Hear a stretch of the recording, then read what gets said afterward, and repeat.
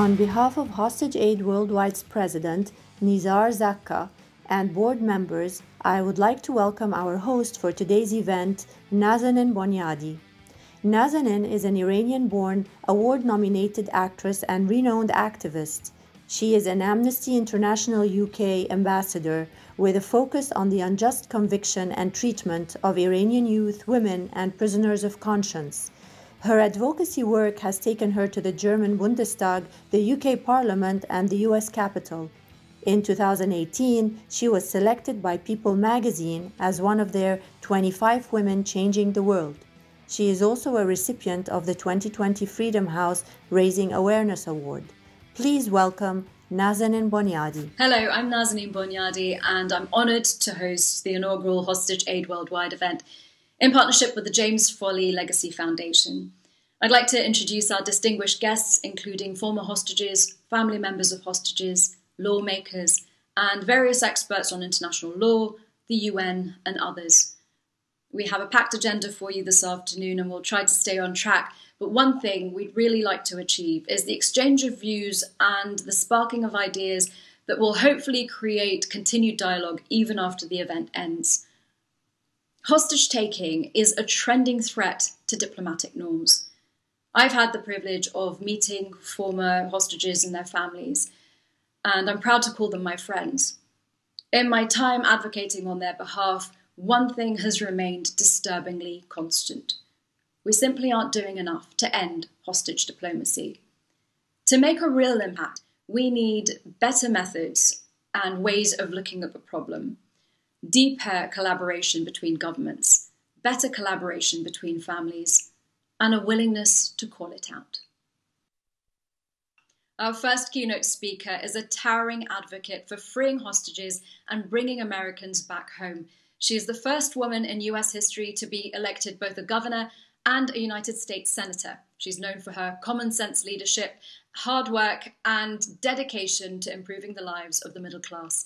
Please join me in welcoming Senator Jean Shaheen. Hello. Welcome to the launch of HostageAid Worldwide.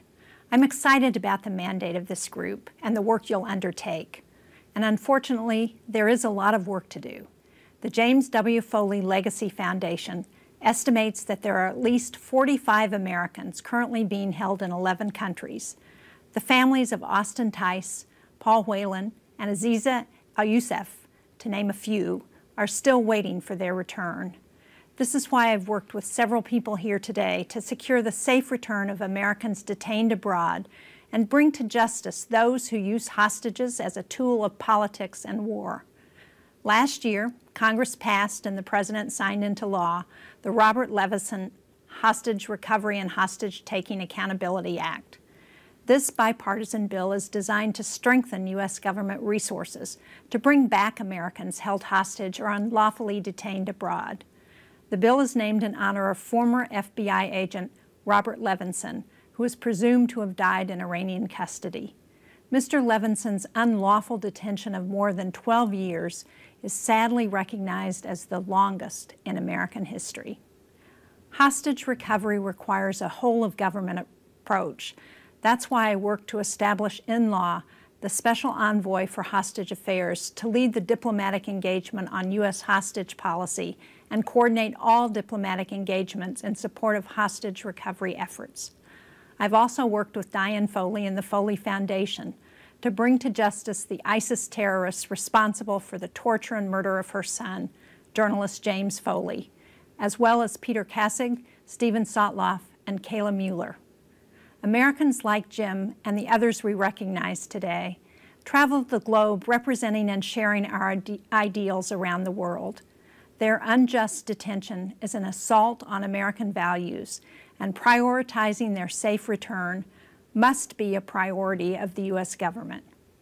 I thank you for all that you do to help protect and return Americans, and I look forward to continuing our work together on this critical issue. Together, we will bring Americans home. Our next keynote speaker has proven to be a staunch ally to many former and current hostages and their families. Congressman Ted Deutsch has spared no efforts in showing solidarity to and amplifying the voices of hostages. He has been described as a rising voice in the House Democratic Caucus by the Washington newspaper Roll Call and was previously named one of the Forward newspaper's top Jewish politicians to watch. Noted by the South Florida Sun-Sentinel for his accessible personality, sense of humour and thoughtful approach to the issues, he has proven himself to be an energetic advocate of the priorities of his constituents. Please welcome Congressman Ted Deutsch. It's my honor to appear today at the launch event for HostageAid Worldwide. I'm incredibly proud to know so many of the wonderful people involved in this organization and today's event. I represent Coral Springs, Florida, and when I arrived in Congress in 2010, Bob Levison had already been missing in Iran for 3 years. The Levinson family was already under their second president and now their second member of Congress. They had already traveled to Iran on their own to beg for information on Bob's whereabouts. All of this was already more than a family should have to bear. I was determined to help amplify their voice in Washington and around the world. And I was grateful to find incredible colleagues on both sides of the aisle who were also committed to Bob's return and to the safe return of so many other Americans. But I have to admit, even as a member of Congress, it was at times daunting and frustrating to know how to effectively advocate on the Levinsons' behalf and to gain information from our own government.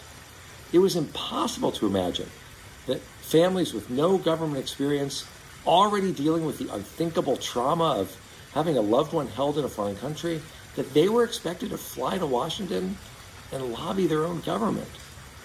That's why we set out to make sure that families of hostages and those wrongfully detained would be guaranteed a process that provided them with access and with information, and that there would be a whole of government strategy for addressing these issues. I was deeply proud to sponsor and pass the Robert Levinson Hostage Recovery and Hostage Taking Accountability Act, along with Senator Menendez. This legislation requires the State Department to use a set of criteria to determine unlawful or wrongful detention cases. It establishes the position of Special Envoy for Hostage Affairs in law. It codifies the interagency policy process, and it requires the position of Family Engagement Coordinator. It also authorizes sanctions on those who engage or aid in hostage taking. Now Congress must ensure that this law is implemented so that families have the support they need.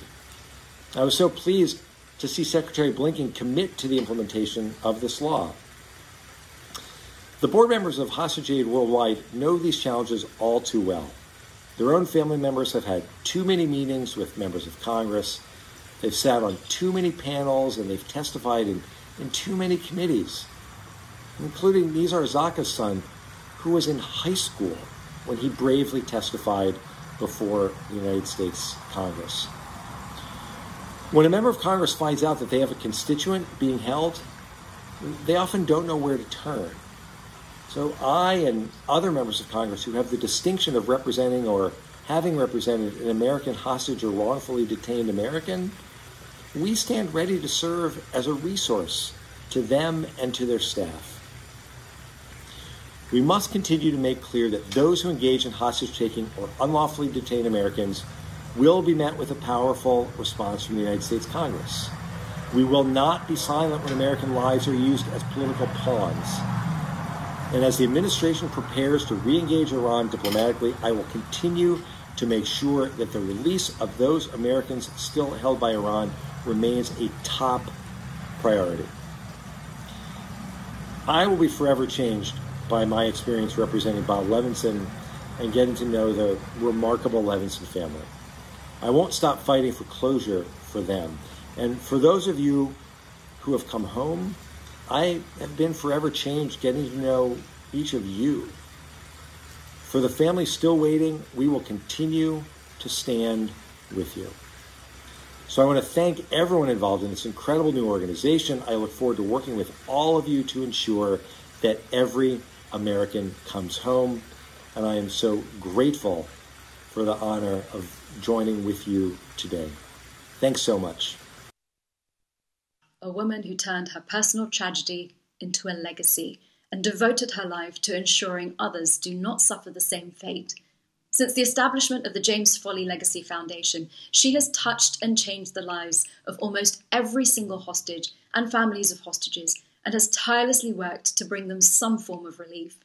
Diane M Foley is the mother of 5 children, including American freelance conflict journalist James W. Foley. She founded the James W. Foley Legacy Foundation in September 2014, less than a month after his public execution. Diane is currently serving as the president and executive director of the foundation. In 2015, she actively participated in the National Counterterrorism Center Hostage Review, which culminated in Presidential Policy Directive 30. This directive reorganized US efforts on behalf of Americans taken hostage abroad into an interagency hostage recovery fusion cell, special presidential envoy for hostage affairs, and a hostage response group. On behalf of all of us, we thank you, Diane, and we welcome our final keynote speaker.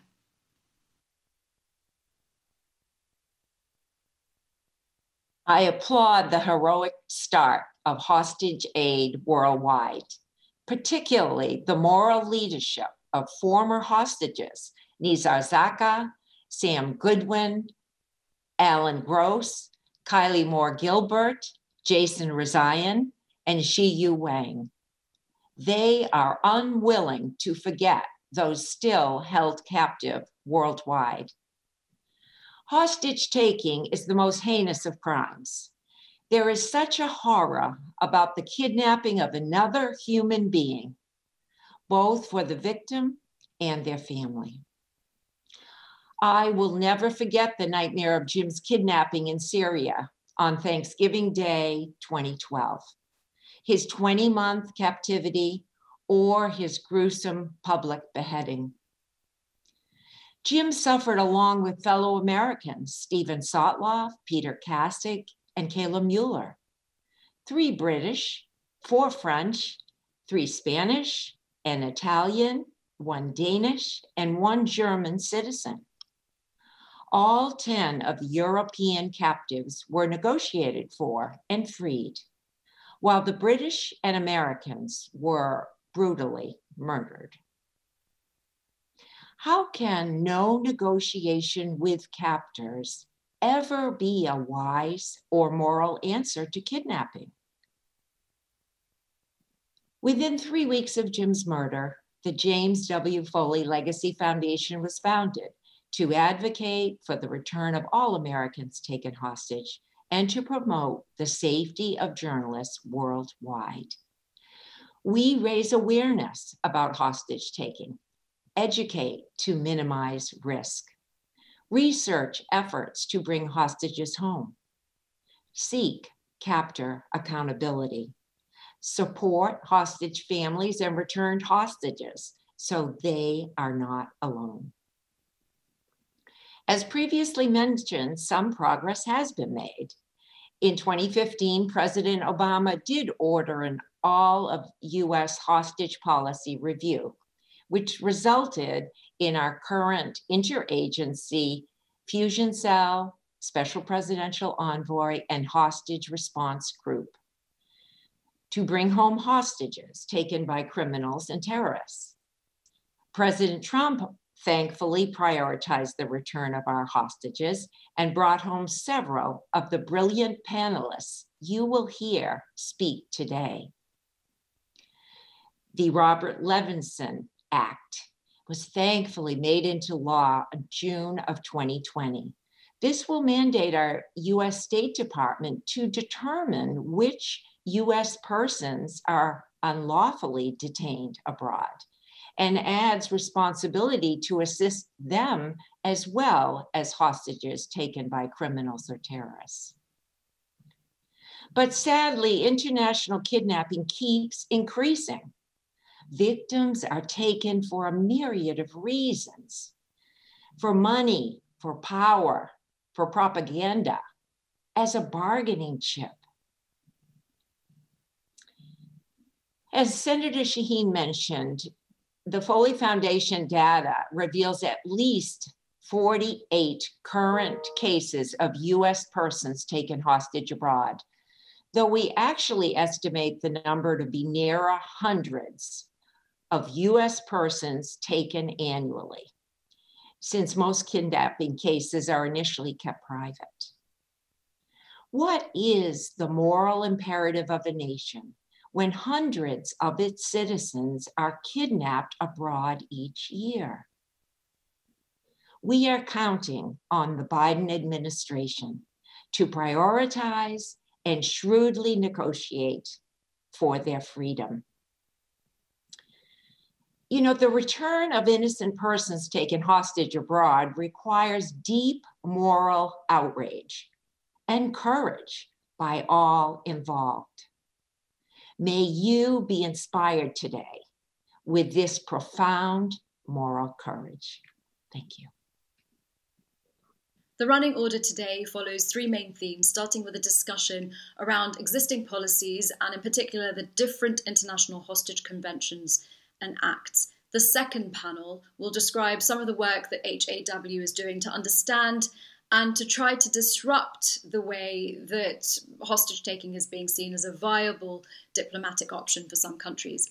The final panel addresses a topic which is on the forefront of everyone's minds, the renegotiation of the JCPOA and how it affects current and future hostage cases. But before we begin with the first panel, we'll have a brief overview of HostageAid Worldwide by Carol Shadid, board member of HAW, followed by testimonials on the importance and relevance of the work of organizations like HAW.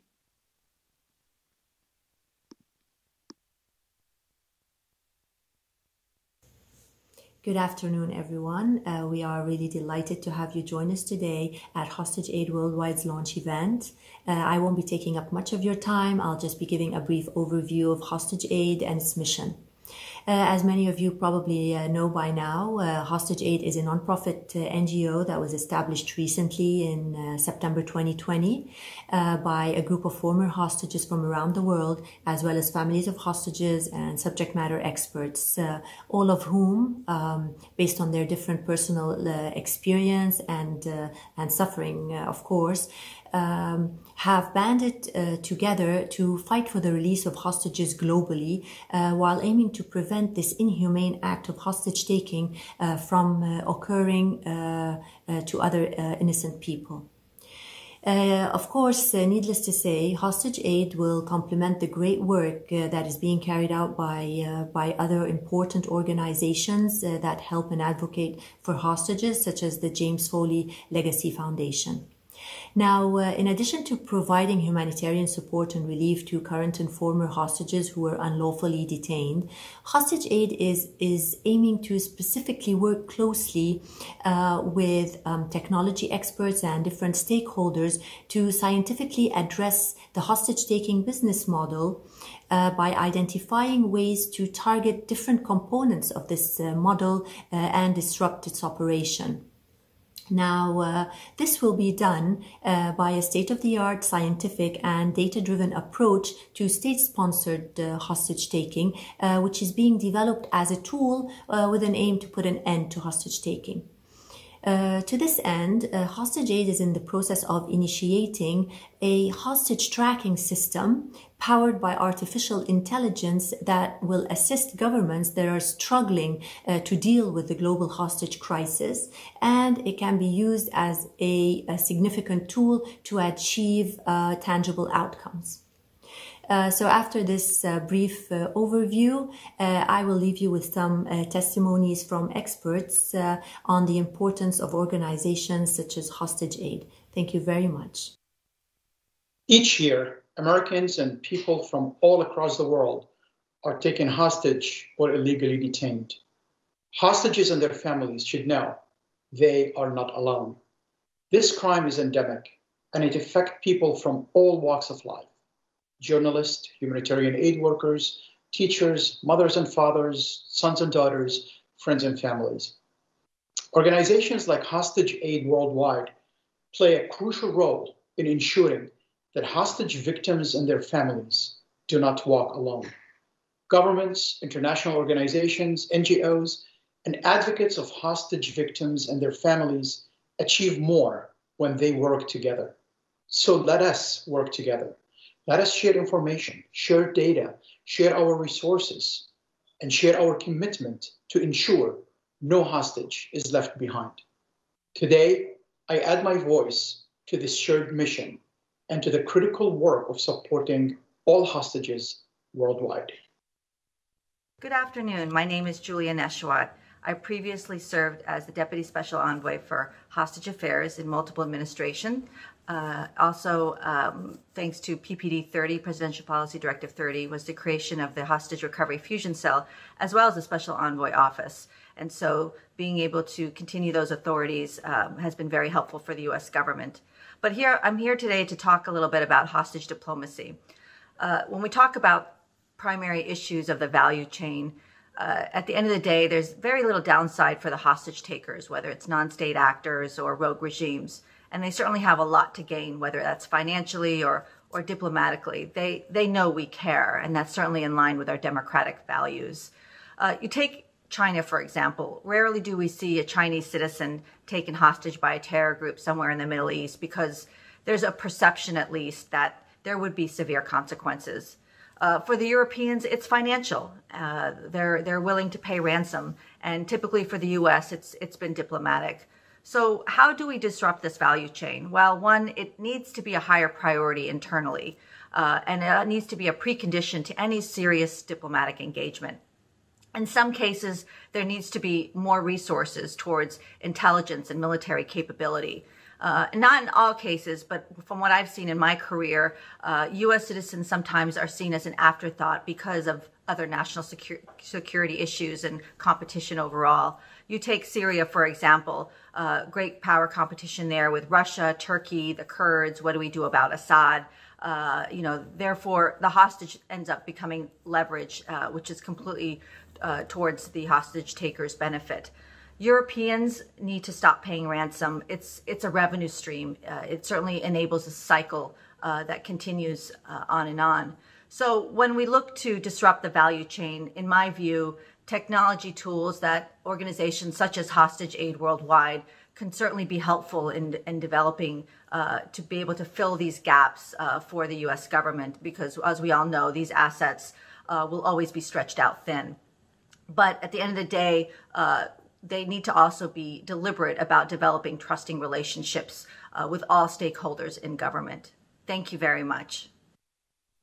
Thank you, HostageAid Worldwide and the Foley Foundation for hosting this important event, bringing together former hostages, policy advocates, human rights activists, lawyers, other forms of advocates, the media.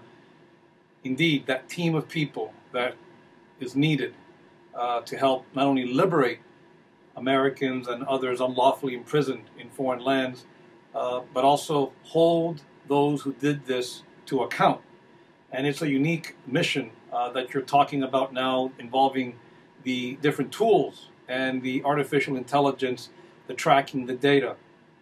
I know when I advocate on these cases, and in the past we were, and some of the very members that are part of this group were involved in many battles together, one thing that we always needed was data. We never had enough of it, and the data that was there, I was surprised we could not really use. With today's technology, with today's ICT infrastructure and AI, and of course the expertise in that room, because there is no replacement for the men and women who are gathering today, who've lived this horrible experience, to come together, exchange notes, learn, build, collaborate with the U.S. and other governments so that we can help not only liberate those who are unlawfully imprisoned and held hostage all over the world, but also seek to start putting policies and other positions in place so this does not happen, so it starts to serve a deterrent. I like to tell our colleagues in this space that when our friends are released from captivity, that's just part of that process. We have to continue in the accountability phase, help bring justice, help close and heal so many wounds, but also send a message to the people who did this that they will be held to account. So on behalf of our friends here at the Global Liberty Alliance, thank you for doing this. Thank you for keeping us involved in this process, and we wish you much success. My name is Kylie Mo Gilbert. I am a dual British-Australian citizen. I spent more than 2 years as a prisoner in Iran before being released in November 2020 through a diplomatic deal brokered by the Australian government. At HostageAid Worldwide, we believe it is important to push for governments to collaborate in finding strategies for ending the growing phenomenon of hostage-taking and arbitrary detention for diplomatic leverage. No journalist, academic, business person, tourist, or other traveller should be at risk of arrest simply because of their nationality. Governments are increasingly being forced to negotiate over the lives of their innocent citizens in order to meet the demands of state-based hostage takers, often paying a heavy price in exchange. We call on governments to take action to disrupt the hostage-taking business model. A coordinated effort is needed, both in terms of strengthening international legal mechanisms and in information and best practice sharing between Western states. We hope that HostageAid Worldwide will be an important first step in bringing this inhumane practice to an end.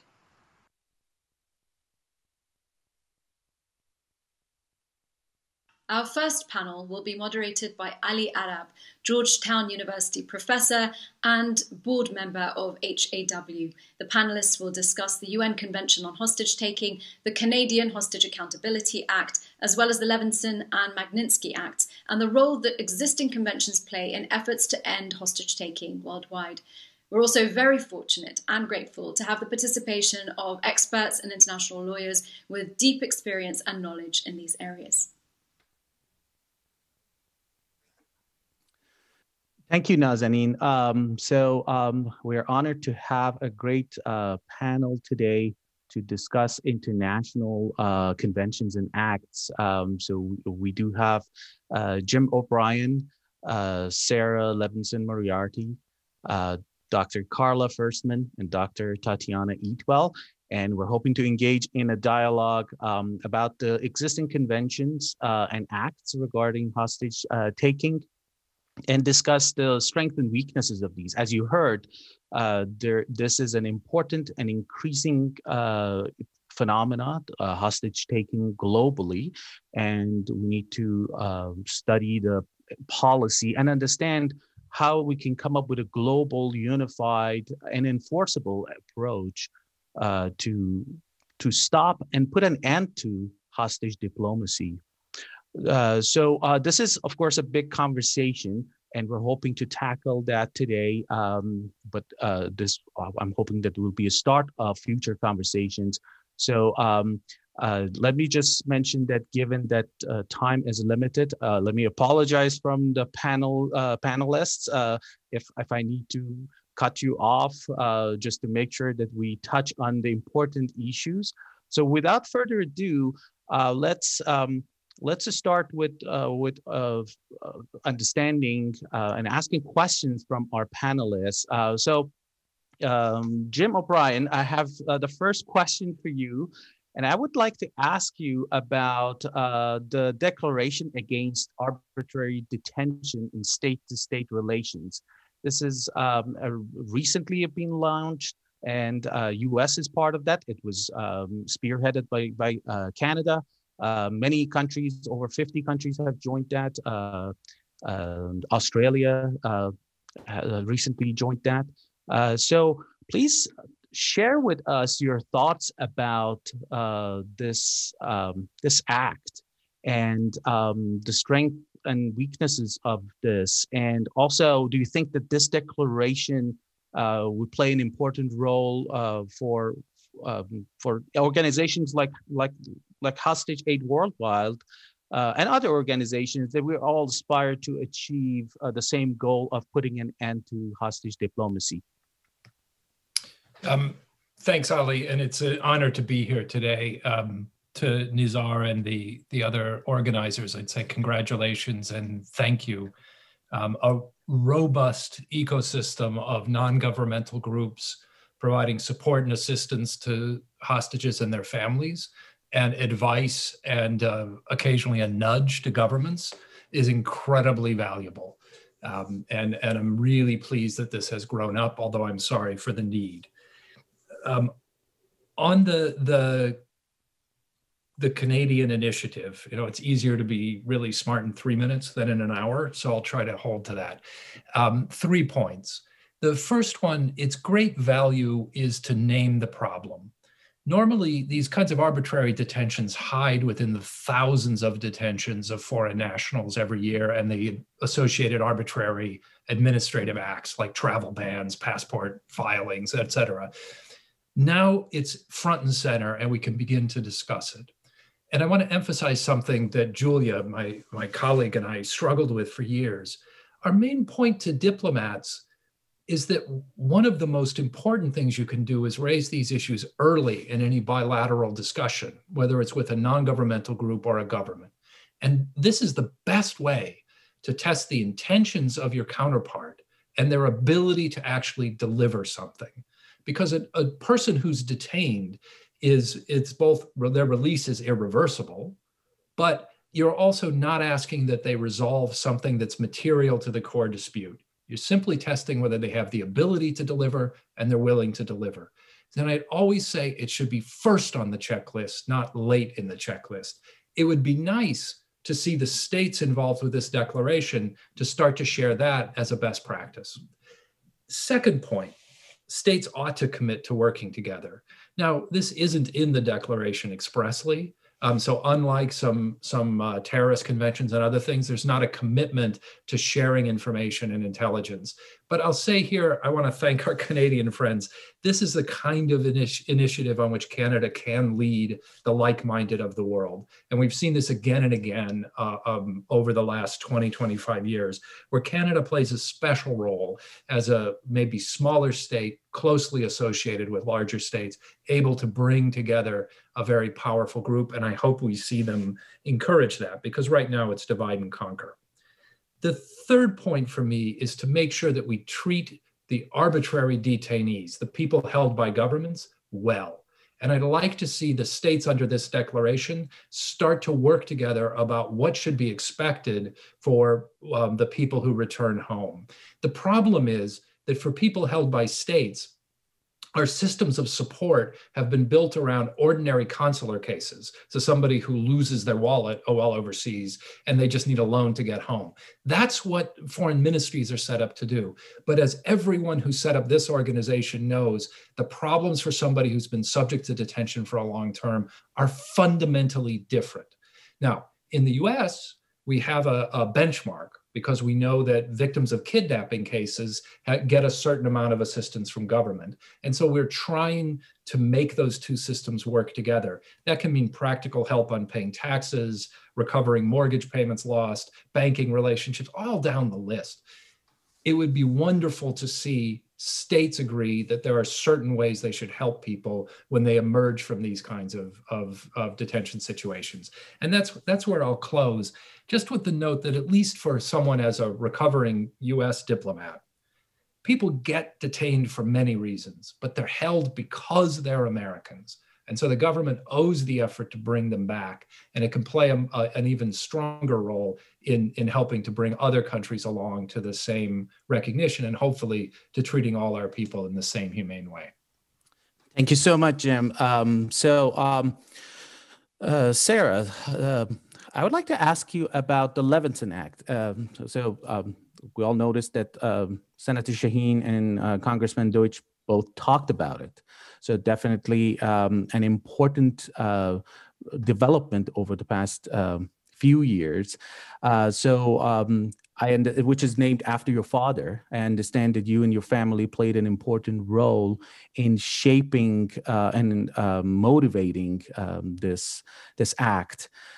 Please tell us what gaps in the existing policy, now at the time, of course, motivated you towards pushing for this act, and how does that enable us, from a policy standpoint, of course, to target the hostage business model and the complex networks of individuals and groups that are involved in this process of hostage taking and hostage diplomacy? Thank you, Ali. And again, I'm honored to be part of such an esteemed group of colleagues and people who have had such an influence in the hostage enterprise to show improvement. My father was taken 14 years ago. Actually, in 5 days, it will be 14 years. A year ago, yesterday, we were informed of his death, of his likely death. It was a long 14 years to come to that point. And my father was taken in March of 2007, before this really ramped up to what it is today. At that time, we didn't know what to do. We had no direction. We weren't sure whether whether it was more benefit to us for him to be considered kidnapped or a hostage or detained. It wasn't clear to us what would actually move the needle to get him the help that he needed. He had no basic human rights for 14 years. And we basically tried everything that we possibly could to find ways to get him home. We worked with numerous organizations, including the UN. We worked with the Working Group on Arbitrary Detention, the Enforced and Involuntary Disappearances, Congress, Jim O'Brien, many others, anyone who would speak to us, international leaders. My family had no playbook for how to do this. We were starting from square one, and there was no blueprint for how to operate or who to trust, who to speak to. It was really unclear to us. And throughout the years, through many of those conversations, we kind of formed our way, and we understood that that diplomacy was measured through carrots and sticks, and there were no tools within the U.S. disposal to no established process for those carrots and sticks. So we could make suggestions, we could ask for things, but there was no law for how to move this forward. And so as we identified this gap and continued to work with all of these different individuals, as well as meet with international families, we again started to formulate different things that we saw. And thanks to the Foley Foundation and Diane's work, we saw PPD 30 go into an executive order. And as we started to think about our father's legacy, it was clear to us that we wanted to carry forward his love for people and his love for his great country in an important way. And we took all of these elements together to start pushing for this law. The Magnitsky Act was the basis for it, but instead of broad human rights, it was a way for us to focus on hostage taking. It codifies PPD 30 into law.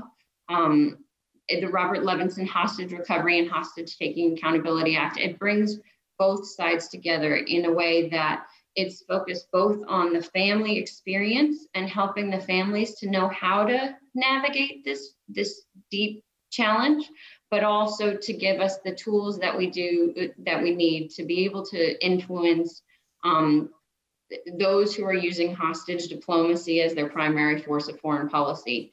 And the biggest thing for us is it provides a vehicle for sanctions specific to that hostage diplomacy. And I think that's going to be the biggest impact in terms of what we're talking about here. But at the same time, it also clarifies wrongful detentions so that the Special Presidential Envoy for Hostage Affairs, who is now part of this law, he's been it's been elevated to an ambassador level. So that allows for the respect both on the international stage and within the US government. It gives the SPIHA the ability to look more closely at wrongful detentions and have a criteria to look at for those wrongful detentions to be able to focus on the ones that matter and need our attention. It also is a good tool to complement what is happening with the WGID and the WGAD and all of the other international conventions that are out there.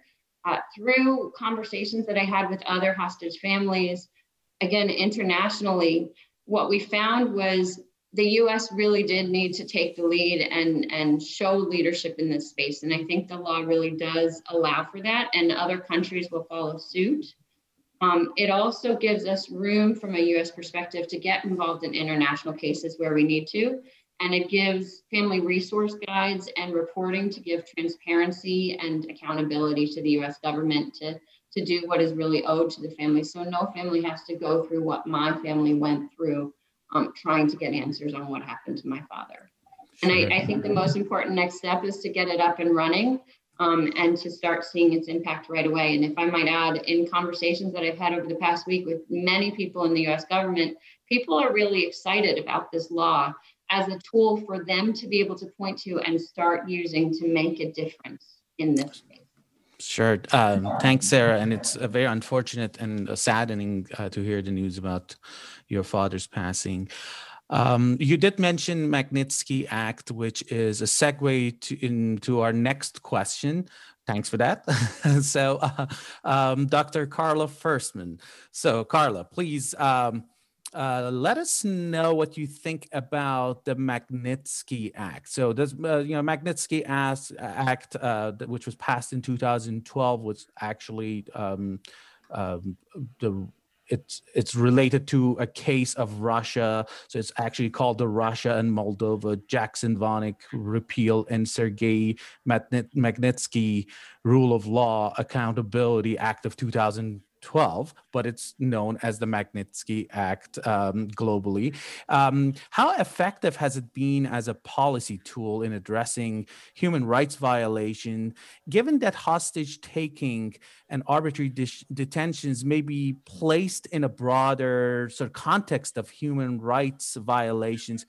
How do you think Magnitsky Act and those acts and policies motivated by it, including the recent European Magnitsky Act, if I may use that sort of analogy, which the European Union just passed recently? How effective do you think it can be in helping us ending hostage diplomacy and hostage taking globally? Thank you so much, Ali, and it's a great pleasure to be here. I'm really honored. So the Magnitsky Act, which you're referring to, and the later global Magnitsky Act, which has been mirrored in many different countries, I'll just say a word about what it does, because I think that might be helpful for our discussion.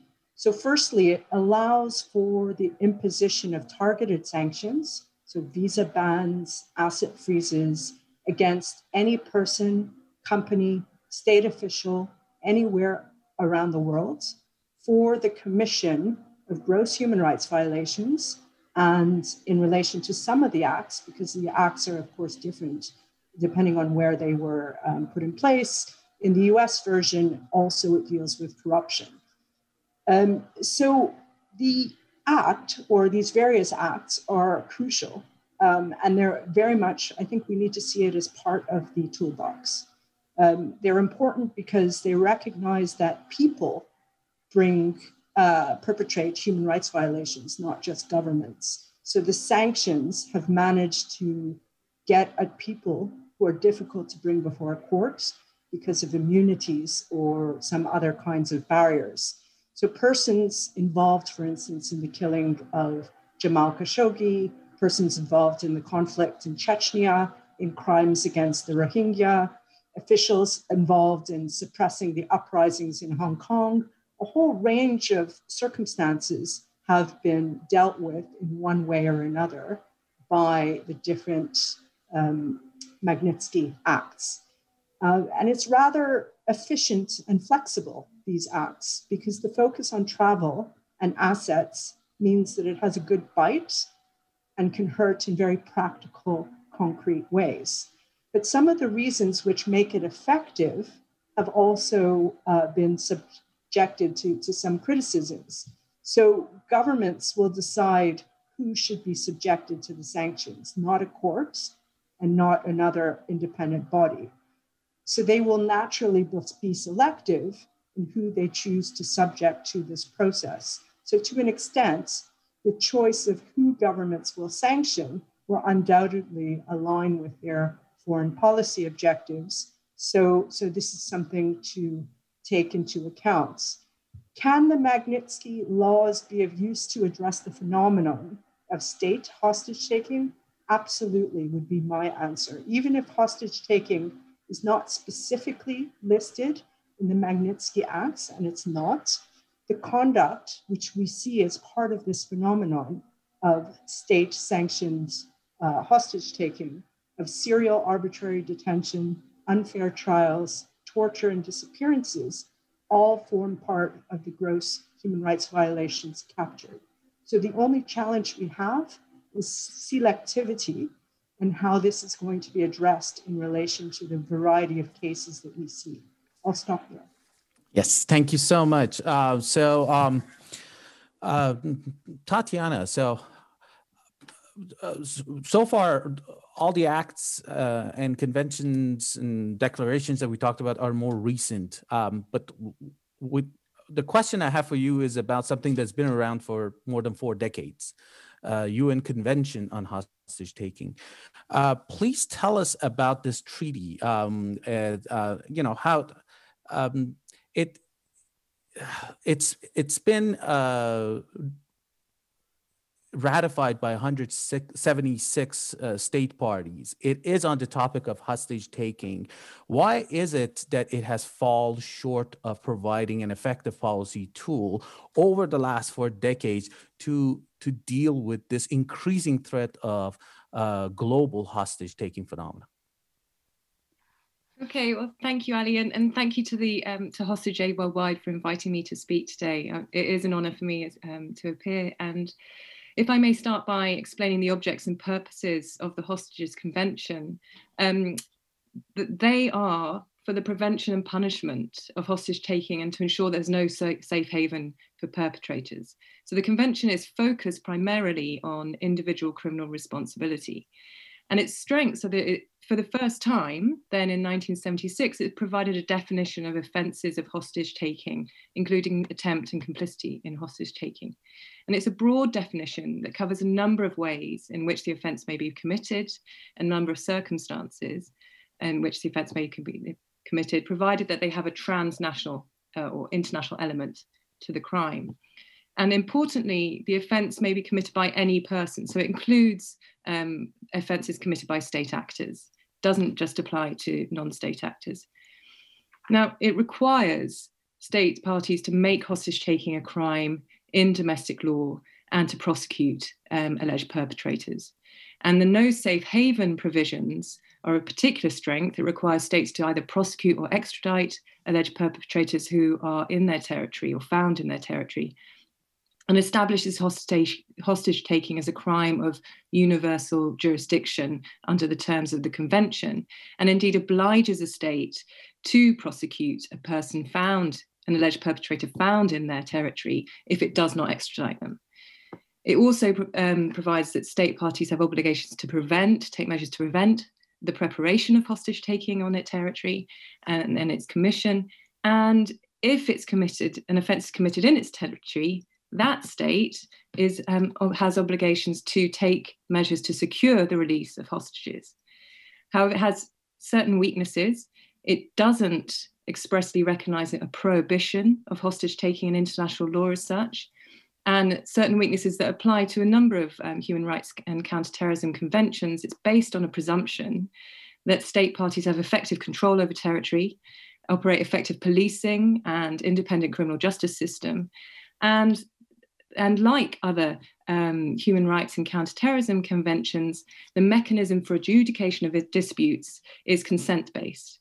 And what we see is a number of states have opted out of accepting the jurisdiction of the International Court of Justice over disputes arising out of the convention. And in fact, I don't think there is any case that's ever been adjudicated in the International Court of Justice with respect to the convention and its terms.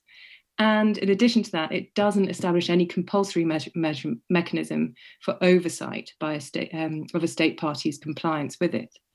So why has it seemingly been ineffective in preventing increasing trends in hostage taking? Well, the trends in hostage taking have changed somewhat since the 1970s when the convention was debated. It was instigated by the then Federal Republic of Germany, or Western Germany, that had been, its nationals had been victim of a number of kidnapping and hostage taking by non-state actors, predominantly by aircraft hijackings, kidnappings, and it was immediately preceded by the Iran hostage crisis, which was a duration of 444 days and started 2 months before the convention opened for signature.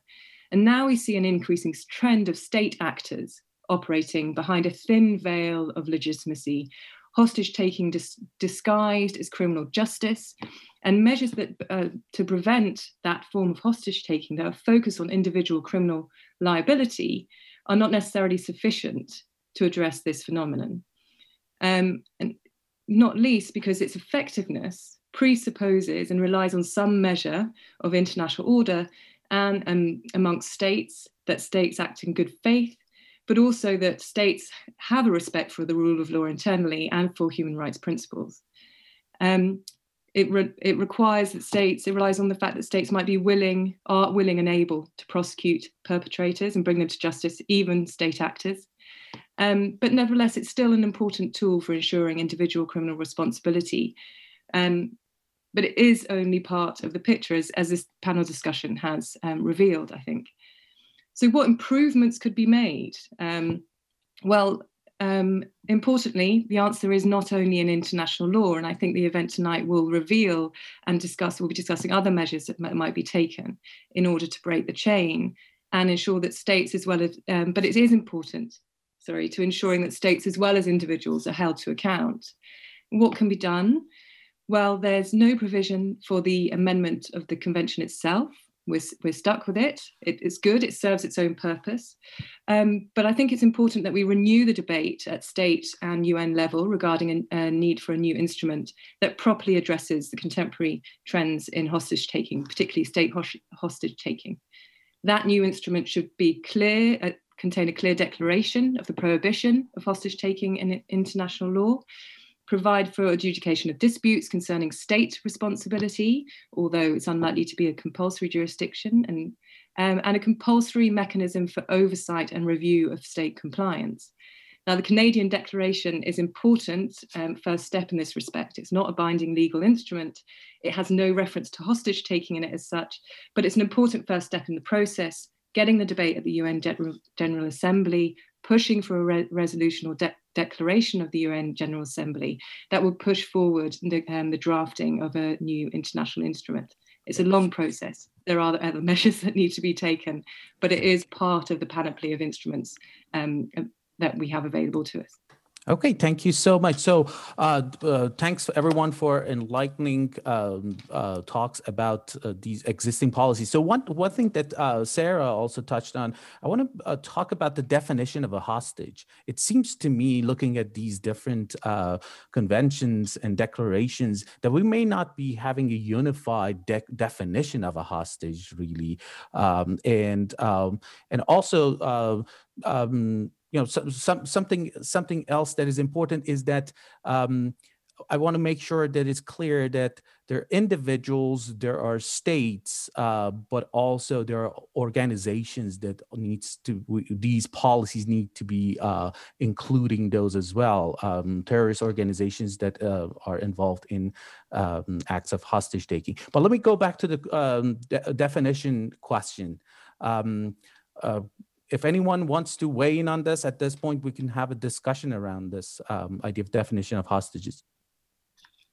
Well, I'm unmuted, so I'll go first. But sure.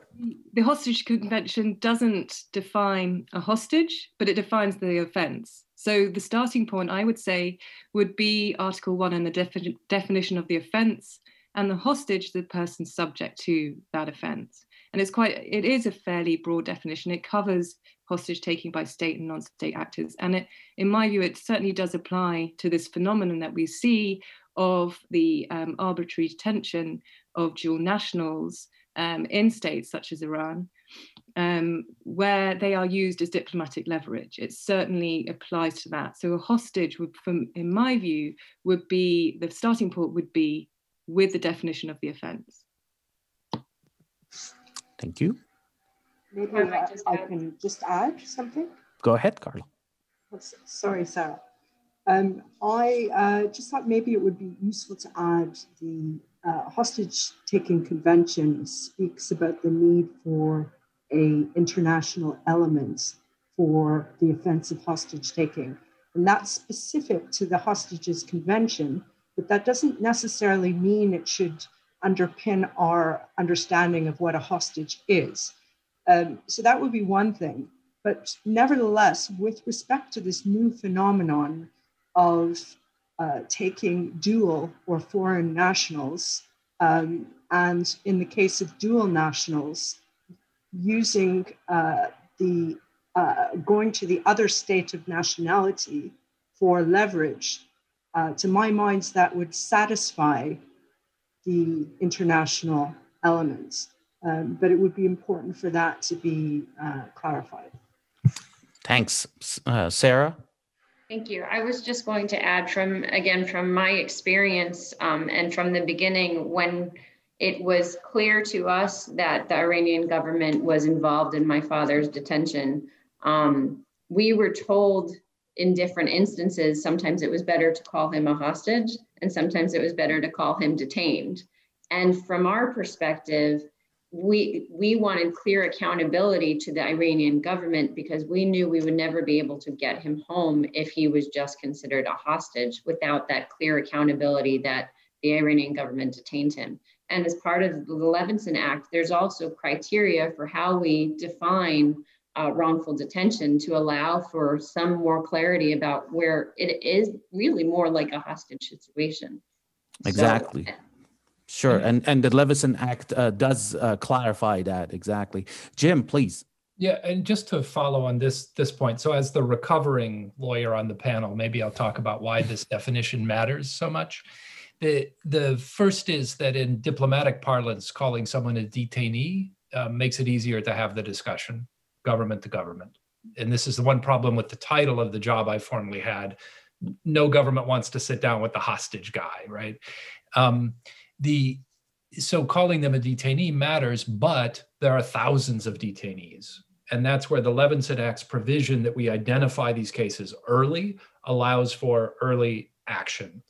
And that's important because for all of the state-to-state arbitral or adjudicatory mechanisms we can create, no human being wants to remain detained while things work their way through the ICJ.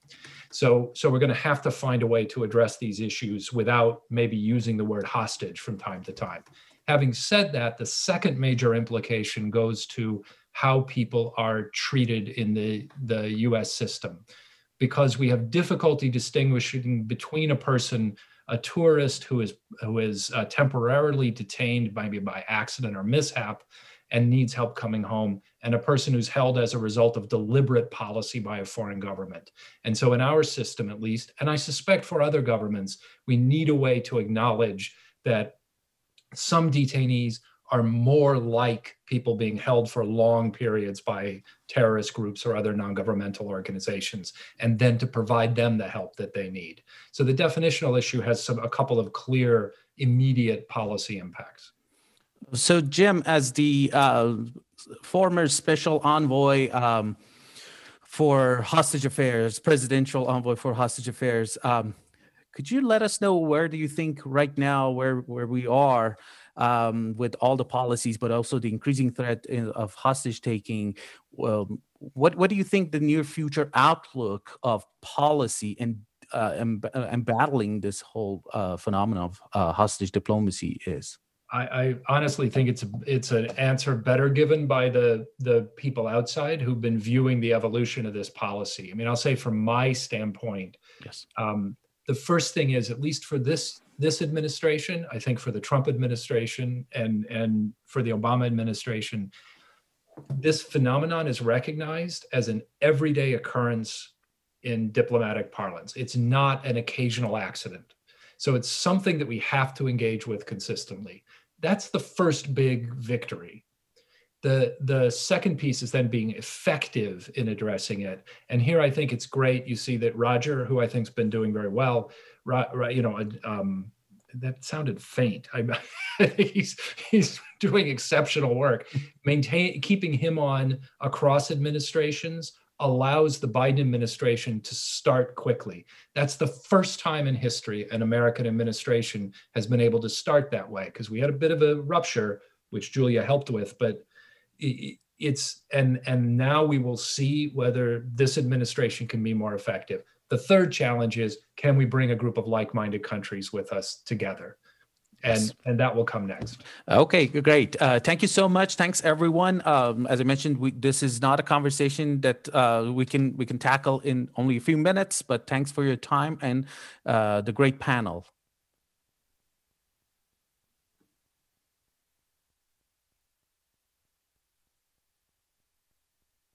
Before beginning our second panel, and as Carol mentioned earlier, HAW is in the process of developing a tool to intercept the different components of the hostage business model based on a state-of-the-art, scientific and data-driven approach through a tracking system powered by artificial intelligence. Let's watch a very interesting presentation which clarifies the hostage business model and how it works, presented by HAW board member Jeff Dive, followed by a brief presentation by Tim Reservoir to explain the hostage tracker. Tim's currently coordinating the global COVID-19 violence tracker with companies such as Google and Amazon on Peace Tech Lab programming.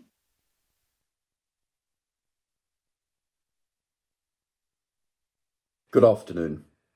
I would like to start by describing some of the work that we've been doing as part of our family campaign, Free Nazanin, and which we're continuing to develop at HostageAid worldwide. It's clear from the increasing number of high-profile cases that some countries are starting to use arbitrary detention, especially of dual nationals, to gain political leverage on other states where the dual national normally lives and works. In most cases, the victim is held by the arresting country on charges of national security, which serves to garner domestic support, while at the same time causing outrage in the media of the other country. This obviously pressures the authorities in that country to make concessions for a release. In some parts of the world, hostage-taking has literally become industrialized. In order to understand how it works, we have to look at it as a business enterprise, and in that way we hope to be able to disrupt it, even eliminate it altogether as a means of state-to-state negotiation. If we don't do this, the foreign service departments of governments will be overwhelmed. And some of the characteristic trends are shown on this slide. Hostage diplomacy is moving from an ad hoc opportunism to a strategic business initiative. It's sophisticated, well-coordinated and with central governance, and it's enabled by large teams of perpetrators.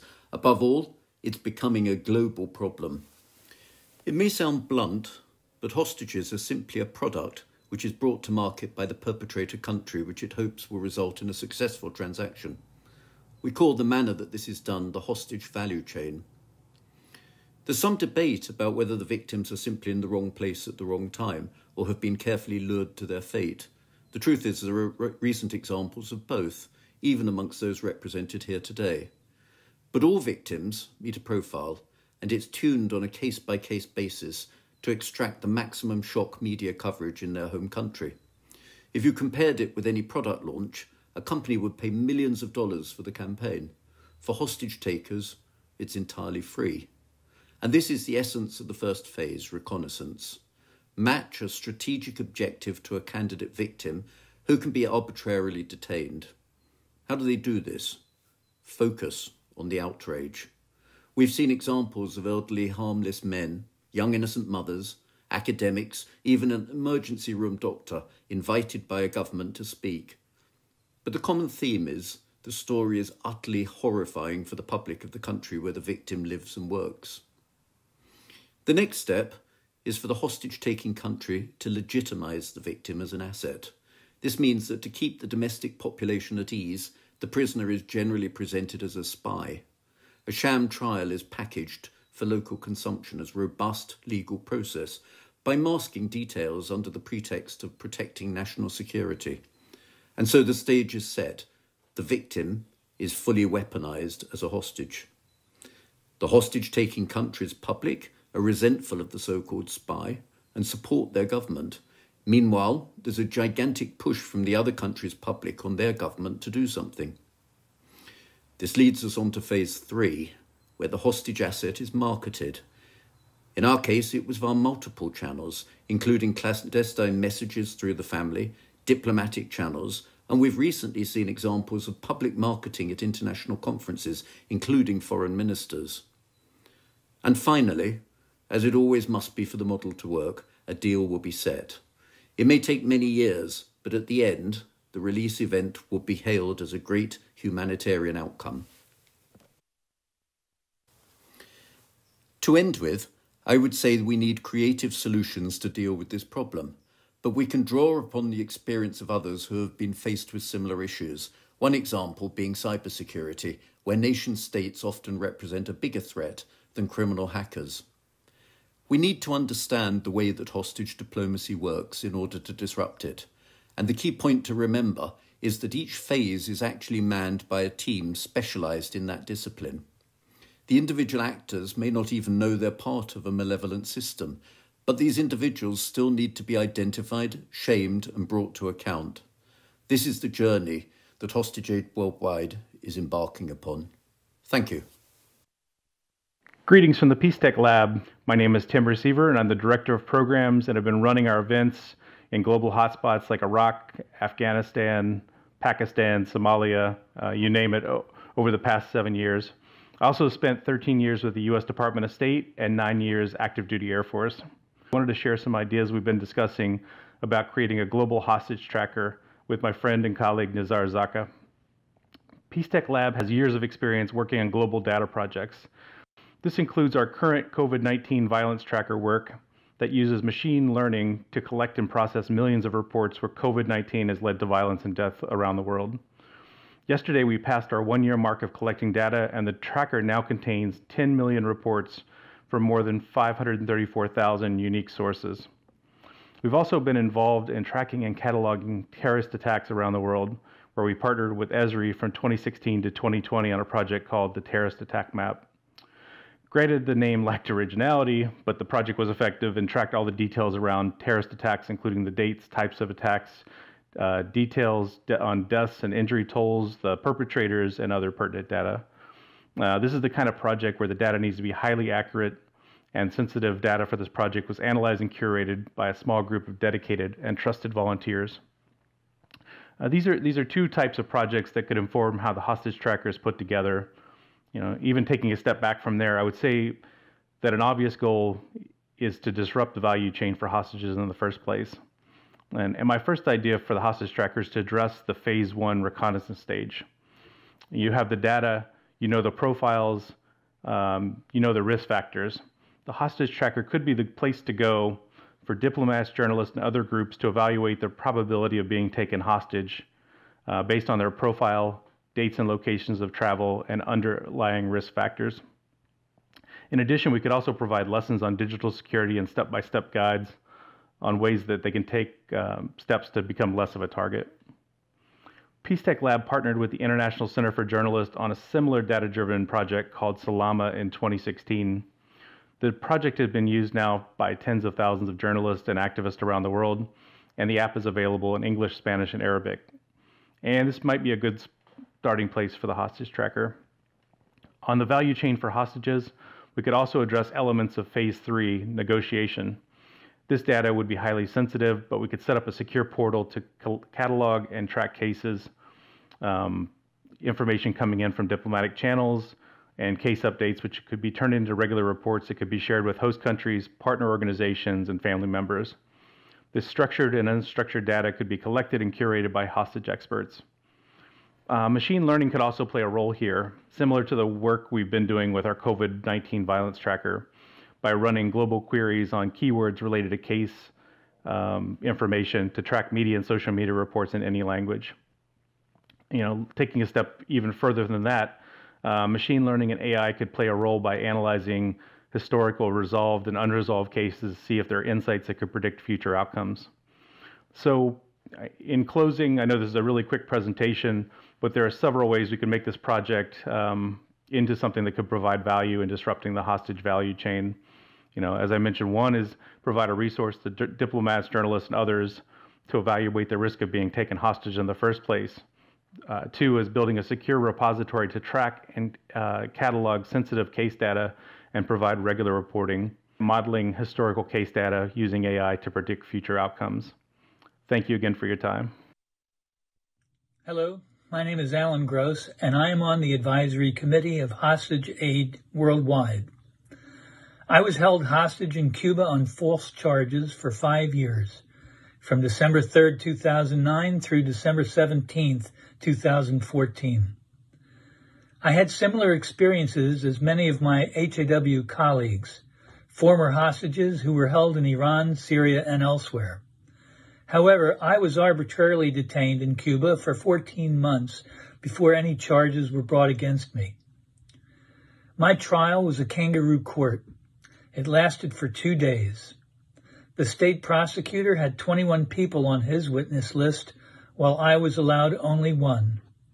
It was a sham trial that even went against Cuban law. I was sentenced to 15 years in a maximum security facility. 5 months later, despite the prosecutor's choice not to participate, the Supreme Court of Cuba upheld the lower court decision. I was convicted of being a threat to the security or integrity of the state.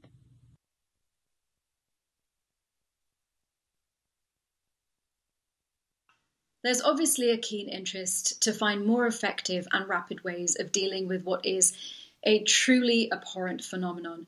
Most families would agree that the response from their governments is sympathetic, but sadly inadequate.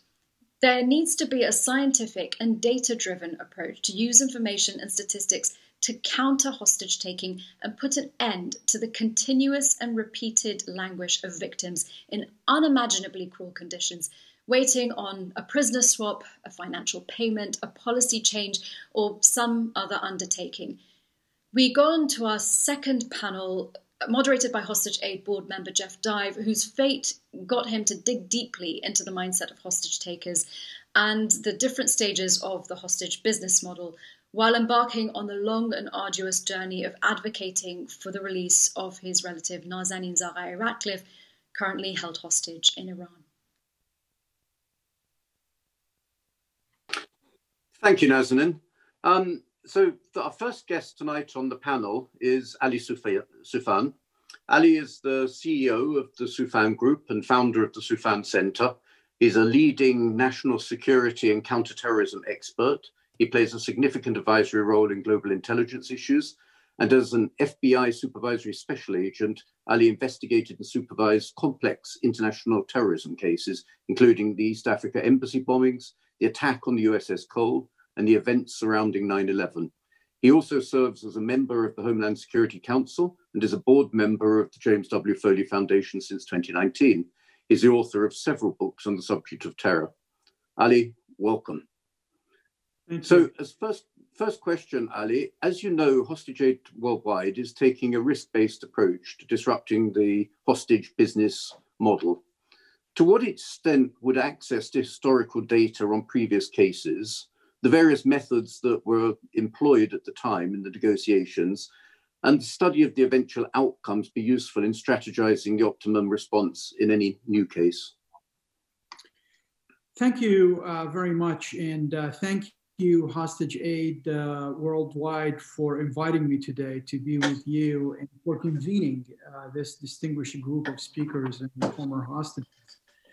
I've seen firsthand the devastating effects of the business of kidnapping and hostage taking across the world. This crime affects people from all walks of life, and hostages and their families often feel isolated and alone. But also, I have come to learn several lessons about this crime, and I would like to share, in response to your questions, three main points. First, we always achieve more when we work together. As governments, international organizations, NGOs, advocates of hostage victims and their families, all of us, when we start sharing data, sharing information, learning from each other's experiences, we can achieve way more than just working as if this is something new and trying to reinvent the wheel, as unfortunately has been happening throughout the last few years in these issues. A swift and effective response to hostage taking often requires coordination, cooperation between families, between law enforcement, diplomats, lawmakers, intelligence agencies, people on the ground in these countries who want to help, civil society. But the reality is that response is not always coordinated. And it is very disjointed, very confusing. In my work with families, for example, they rarely have an understanding how the government functions, how government agencies that's supposed to help them, frankly, are not allowed in many cases to even share information with them about their loved ones because of classification issues. They don't understand the bureaucracy and the process of government. So having organizations that is familiar with hostage response, who can explain how it all works, can provide tremendous comfort and can provide tremendous clarity to the families and to those people who are involved in bringing the loved one back. Sharing data, sharing information can be extremely helpful for the people in the field, both government and non-government. We need these tools. We need these frameworks in order to make the job more effective and make it more difficult for the criminals who are taken hostages or governments who are taken hostages to benefit from this. And HostageAid Worldwide, that's their mission, and this is a very important mission. The second lesson I always learn is we need to listen to the victims and their families. I have been moved by the strength and by the resolve of the hostage victims and their families. My team and I have worked over the years to assist U.S. hostages and the families of hostages in their effort to achieve justice and to find closures through investigative work. And families and former hostages know their cases very well. They have built extensive networks. They have mobilized national and international support in many cases for their cause. And it's extremely important to share data and share information with them to make them more successful in their cause. Organizations led by and supported by hostage victims and their families usually play a crucial role in understanding and also in disrupting the hostage business model. And unfortunately, so far, government does not share much information and data with them because in many times, in many instances, they can't because of sources and methods. But we can share information among each other, and this is the mission of HostageAid Worldwide. And the final point, the third one, is the power of information and networks. As someone who has monitored and investigated terrorist and criminal actors my whole career, I can speak to the importance of information and importance of networks. Look, it takes a network to defeat a network.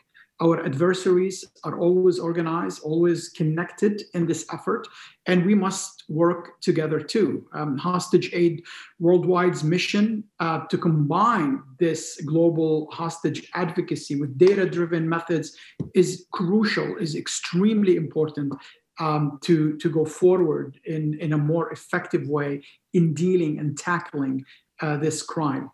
We are all on the same side. And I think we need to understand that we are all on the same side. And we're trying to end this heinous crime and holding those responsible accountable. So let us work together, especially in sharing data, sharing information, sharing resources, and sharing our commitment so no hostage can be left behind. You know, with each hostage case, there is a moving human story. And the families and the loved ones who work so hard to bring them home, what they did sometimes is overwhelming and amazing. And these things need to be out in the public. And these things also need to be out, with other families that's suffering. So many times I have families calling me because they have a loved one kidnapped somewhere, and they say, well, we heard from this other family when we saw them on television or when we read an article about it. So the human story is extremely amazing. Also, Within each case, there is also a trove of information, of intelligence. Who was involved in that specific case? What strategies they used, the bad guys and the good guys? What was the outcome? What could we have done better? How can we learn from what happened? What kind of experiences the government had with the victim family, and how can they do better? What kind of experience the victims and their families have from other individuals who are helping, and how can we all do better? Within this data, there's a hope that we can better understand this criminal enterprise. We better can support each other. Families can support the government can support the families to take the best decision in order to secure the loved ones. So thank you for this opportunity. I think that was an excellent answer. Thank you, very Ali. excited. That was an excellent answer. And I think, honestly, this whole topic of coordination and governance is crucial, because every layer, whether it be the families or the nation states or the UN, they all have a role to play. And unless we coordinate, we're at a strategic disadvantage from our adversaries, who are, make no mistake about it, extremely well coordinated. They have everything, all the cards are in their hand at the moment, and we are trying to scramble and put the pieces together. And that's the basic problem. So governance, I think, and coordination is crucial. So thank you, Ali, very, very interesting. So can I move on then to Dr. Julia Nishwatt? I'd like to introduce her. She is a commissioner on the US Arctic Commission, focusing on climate, energy, environment, and national security. But previously, she was involved in efforts to keep families informed and win the release of US citizens held hostage through a new office partnered with the Hostage Recovery Fusion Cell, which combined the resources of the Defense and State Departments, Central Intelligence Agency, the Treasury Department, and she served as the former US Deputy Presidential Envoy for for Hostage Affairs from August 2015 to August 2019. So welcome, Julia. Thank you for having me. So my first question is that I think no one would deny that hostage negotiations are extremely complex, and especially when we're involved in with state actors. Do you think that using a risk-based and data-driven approach like we outlined tonight is, even including some of the scientific methods like game theory and artificial intelligence, do you think that that would improve outcomes? Have you seen an advantage in or discussed that sort of thing? And do you expect that there would be potentially the ability to demonstrate how the outcomes are potentially increasing at the moment? If we did a review of these various cases in the past, that there's a sort of ransom creep as time goes on, as it becomes more successful and more effective.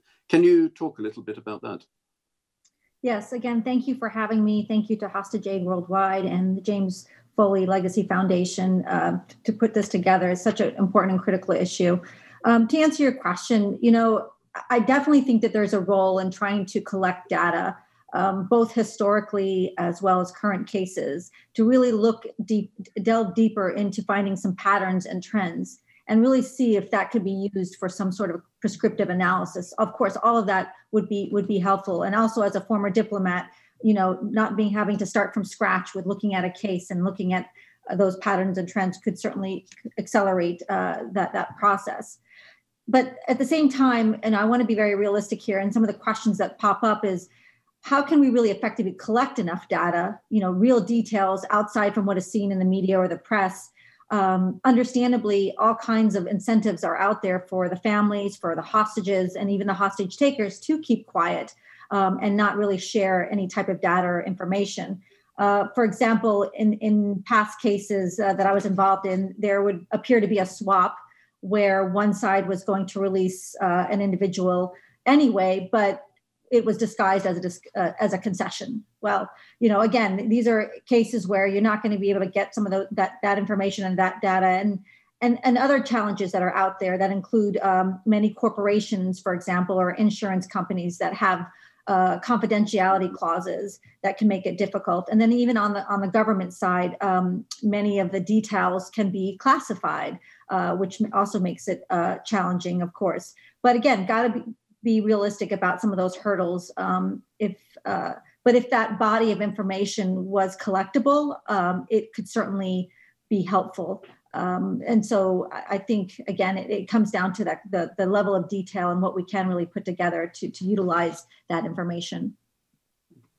No, that's excellent. And actually, you've answered my second question, which was going to address exactly that point about the obstacles maybe of sharing quite sensitive information with other, sometimes allies, Five Eyes or whatever, but other times be information sources that come from countries that we're not necessarily allied with, and the difficulties of doing that. But I think you addressed that. So thank you very much. I'd now like to move to Mazir Bahari. Mazir Bahari is an Iranian-Canadian journalist, filmmaker. He's a human rights activist, and he was a reporter for Newsweek from 1998 to 2011. He was incarcerated by the Iranian government from June to October 2009, and has written a family memoir, which is called Then They Came For Me, which is a New York Times bestseller and is the basis for Jon Stewart's 2014 film Rosewater. He founded the Iran-Noir citizen journalism news site, and I think probably many of us know him from that. So welcome, Mazir. Honored to be here. So my question to you is, how do you feel that access to comprehensive data can help in identifying, intercepting, countering the people that are involved in promoting the promotional tools and so on in the media of the hostage-taking countries who are involved in the trying to increase the asset value of the hostages, and how can we target this exploitation? I think the value of having a database and the value of what the organizers of this amazing event is that they are making the governments and they are making corporations accountable for their citizens and their employees when they go to countries like Iran, Cuba, and other places. I think the main question here is accountability. And what we have seen, at least in the case of Iran, I'm not very familiar with other countries, but I have been, I was incarcerated in Iran, and I closely watch what is going on in my country, Iran. And I think that what the government should do is that they should give, first of all, they should give clear advice to anyone who goes to Iran. And I think many of our friends who were released or they're still incarcerated in Iran, they went to Iran either as foreign citizens or dual citizens, Iranian Americans or Iranian hyphenated with other nationalities. They went to Iran because of the euphoric atmosphere after the signing of JCPOA, the nuclear deal. So I think the governments, especially the American government, if they reach any new deal with Iran, they should give a clear advice to citizens that the nuclear deal is not a panacea.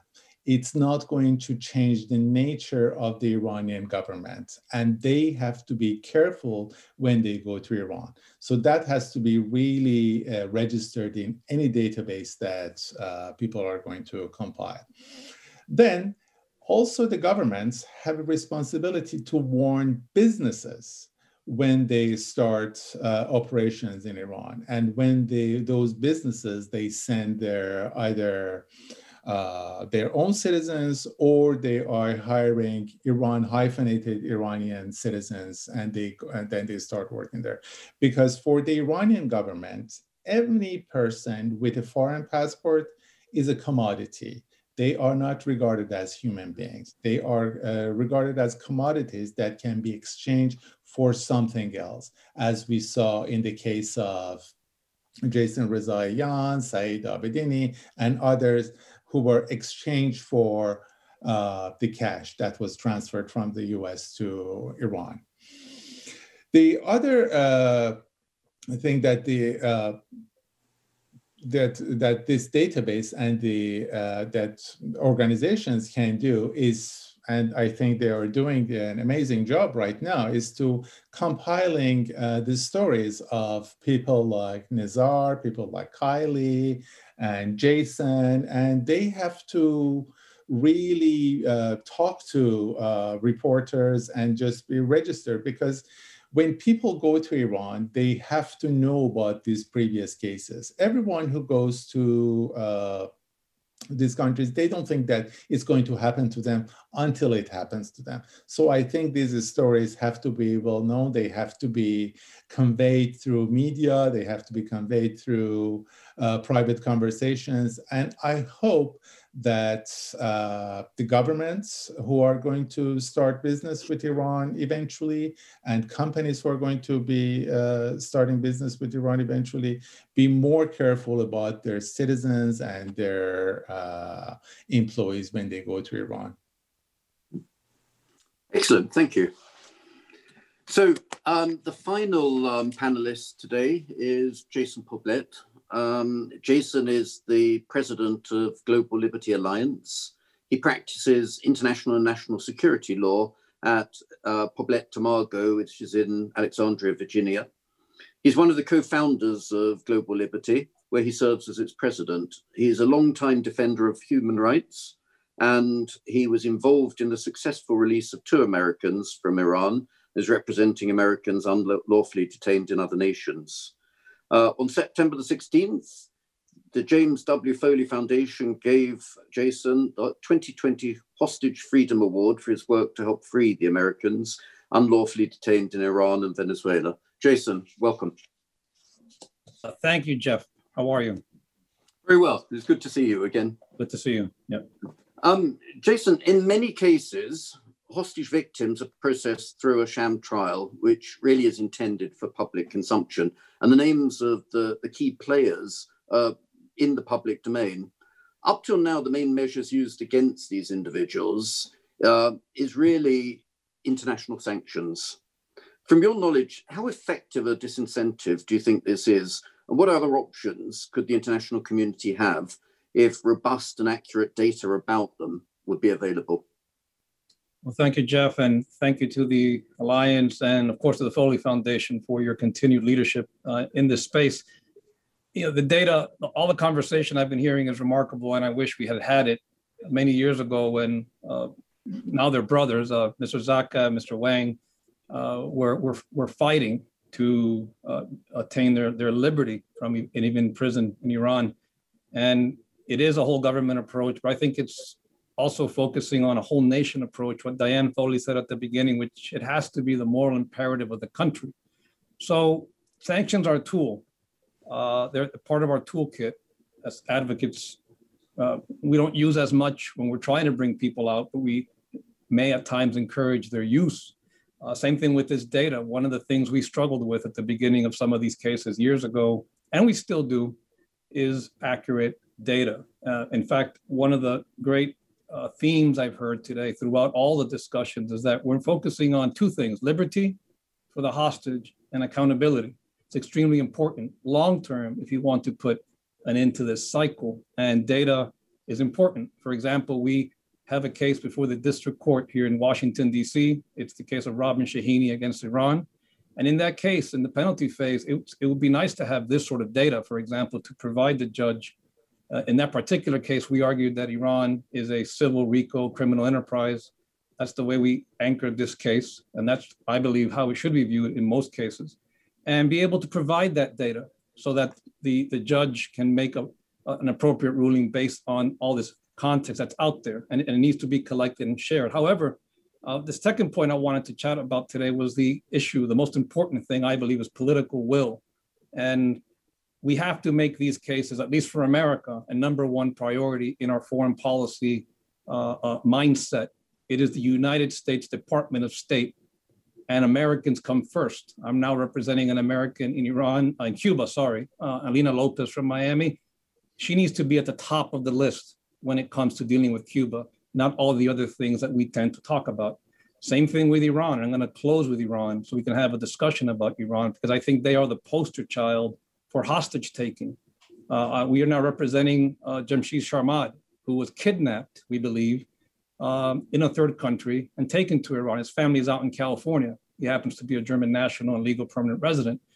Why aren't we talking about them? So I'm going to close briefly with this issue about, use our case study, our poster child, Iran, which is the world's leading hostage taker. These people are committing crimes against humanity. I haven't heard that term used yet, but that is what hostage taking of this sort is. And we have to start using that terminology. So if we're going, one of the things we struggle with clients and family members is reassuring them about this process. But we really know that when it becomes harder to negotiate or talk with our own government than it is with the Iranian government, we have a problem. And granted, the system is much, much better, thanks in large part to all the people that you're listening here to today. So in the case of Iran, we urge our friends in the Biden administration, we understand that nuclear proliferation is an issue, but if Iran is unwilling to put American inspectors on those IAEA teams, you have a lot to talk about. Let's put the hostages on top. Let's focus on that, number one. And until they're released, there's really should be nothing to talk about. That is something that many of the advocates in this space would love to see happen in every country when these cases are prioritized.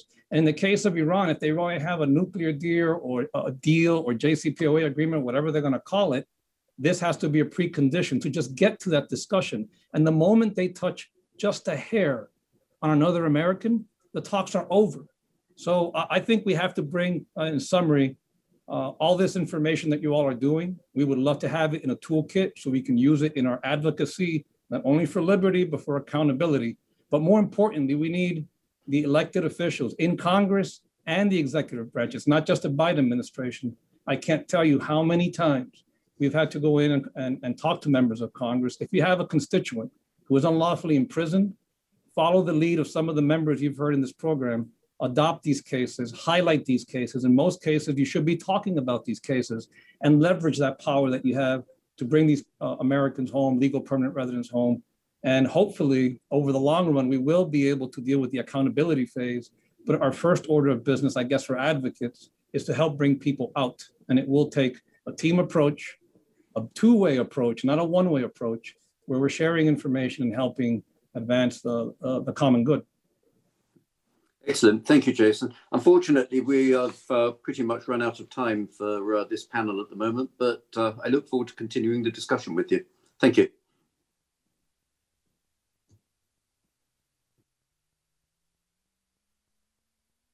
As we come to our third panel discussion, we're going to start with witness statements from different people on the impact of the JCPOA on hostages, including from those whose loved ones were taken hostage, and Nizar Zakka, who himself was a hostage in Iran.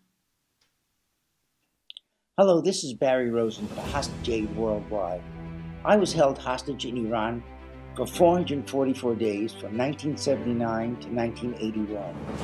My name is Kylie Mo Gilbert and I'm a member of HostageAid Worldwide. I was detained on false charges of espionage in Iran from September 2018 until November 2020. My name is Anna Diamond. I am 26 years old and I was held as a hostage in the country for the next 4 years. My name is Richard Ratcliffe. I'm the husband of Nazanin Zaghari Ratcliffe. She's a British-Iranian charity worker who went to Iran on a family holiday in 2016 and was taken hostage. My name is Nizar Zakka. I am a member of HostageAid Worldwide. I was invited to Iran in 2015 by the Iranian government and was kidnapped and taken hostage for 4 years at Evin prison. My name is Wang Xiyue. I was detained by the Iranian Ministry of Intelligence between August 7, 2016 and December 7, 2019 as an American hostage. Hi, my name is Sam Goodwin, and I'm a member of HostageAid Worldwide. I was wrongfully detained on false charges in Syria in 2019. I am Sid Matthew Adolfo, accused as a Mossad spy in Islamic Republic of Iran way back 2017 to 2019. And our organization is calling on all foreign governments, in particular that of the US, the UK, and those of the European Union, to secure the release of all foreign hostages detained in Iran. Before there are any negotiations with Iran, the precondition must be the total release of all hostages. That there are at least over 30 dual and foreign nationals. I hope all hostages will be reunited with their loved ones. And what happened to us will never happen to anyone anymore.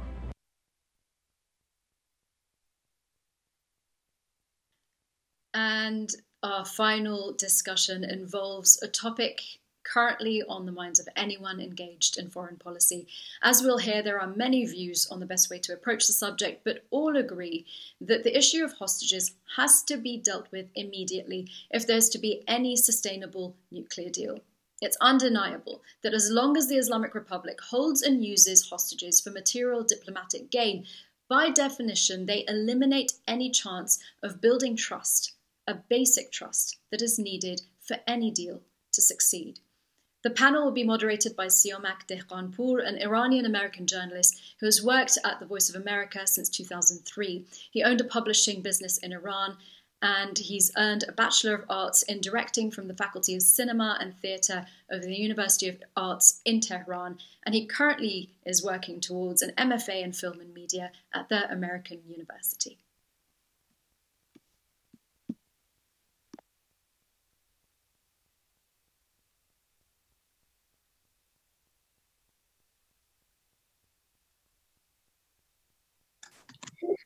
Thank you, Nazanin. Hello, my name is Siamak Dehqanpour, Voice of America journalist. I'm honored to moderate the last panel of the launch event for HostageAid Worldwide. Just want to clarify that I'm not moderating as an official spokesperson of VOA, USAGM, or the US government. We have distinguished guests lined up for this segment. Jared Genzer, international human rights lawyer representing Siamak and Baghar Namazi, former American hostage and Washington Post opinions writer Jason Rezaian, former American hostage Barry Rosen, American Enterprise Institute fellow and former American hostage Wang Shiwe, and Richard Radcliffe, husband of Nazanin Zaghari Radcliffe. Siamak, Baghar, Nazanin, Shiwe, Jason, and Barry in total, by my count, have spent 21 years in jail or under house arrest in Iran. With that, let me go to Jared Genzer. Jared, Siamak has been detained in Iran since October of 2015. His 84 years old father, Baghar, was arrested in February of 2016. What is the latest development in their cases that you can share with us? How are they doing? Well, thank you for having me and HostageAid Worldwide as well. I think it's fair to say that they're having a very, very difficult time, both of them together, although they're separated specifically. Siamak Namazi has been in jail nonstop since October of 2015 in Tehran's notorious Evin prison, 5.5 years and counting. We were able to get Baghar Namazi, his 84-year-old father, out of jail about 2 years ago. But despite the fact that more than a year ago now, the Iranian Revolutionary Court commuted his sentence to time served, released his bail, and undid his travel ban, the Iranian regime has still refused to let him travel abroad for much needed medical treatment.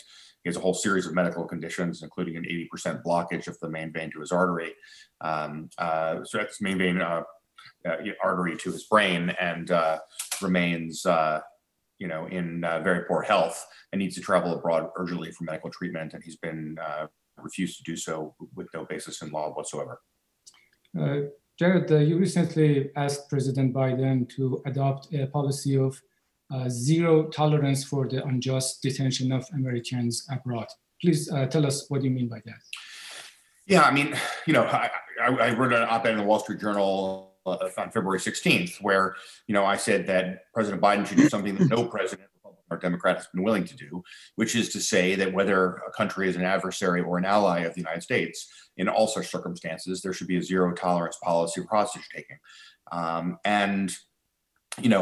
What that means is that there need to be dramatic and severe consequences immediately for any country holding American hostages, and going forward, draconian consequences that would prevent would prevent countries around the world from deciding that it is in their best interest to, in fact, detain hostages.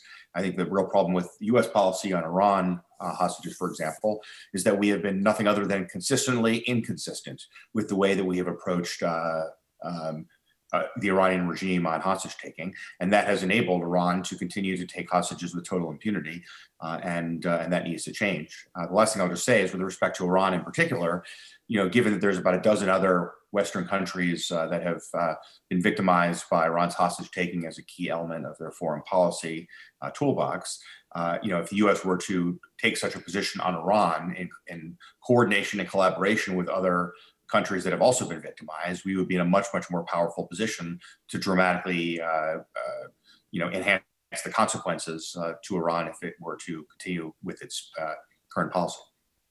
We'll come back to you, Victor. Chiwe, you are a post-JCPOA hostage who was arrested in August of 2016 and freed in December of 2019. Do you believe the JCPOA or any other nuclear agreement could lead to an end to Iran's hostage-taking diplomacy? No, I don't believe any political deal that does not explicitly address Iran's hostage-taking behavior would actually stop that behavior, Iran's hostage-taking. And then I want to emphasize here that I believe that the JCPOA is partly responsible for Iran's hostage-taking spree after 2016.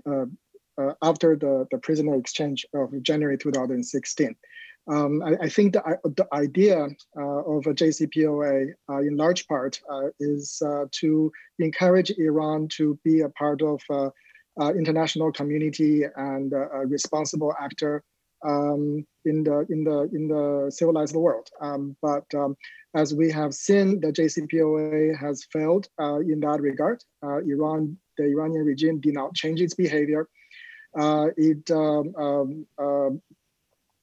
kept taking foreign hostages at a higher rate after the January 2016 exchange. And the Iranian regime, unfortunately, did not view the Obama administration's release of a frozen asset to Iran as a good gesture to encourage the regime to behave better.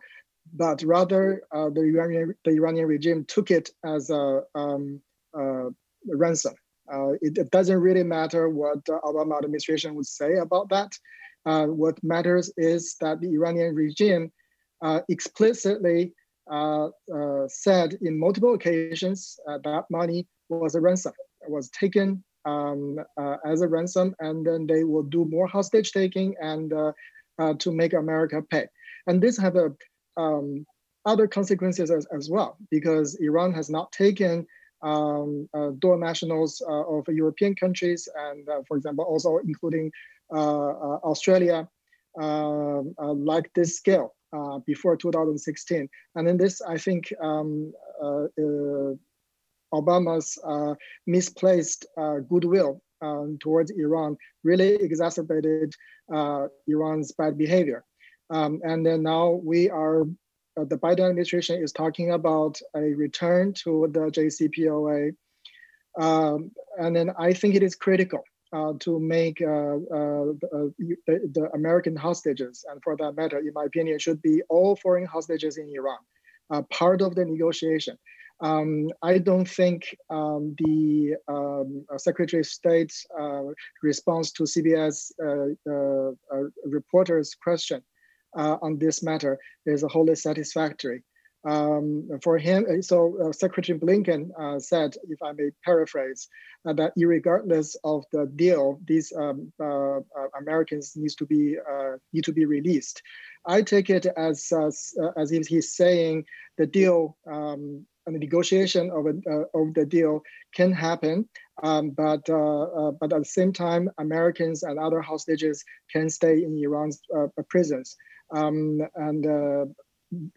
This is not really acceptable because this will just show the Iranian regime that we lack the political will to save our citizens, to stop Iran from taking foreigners hostage.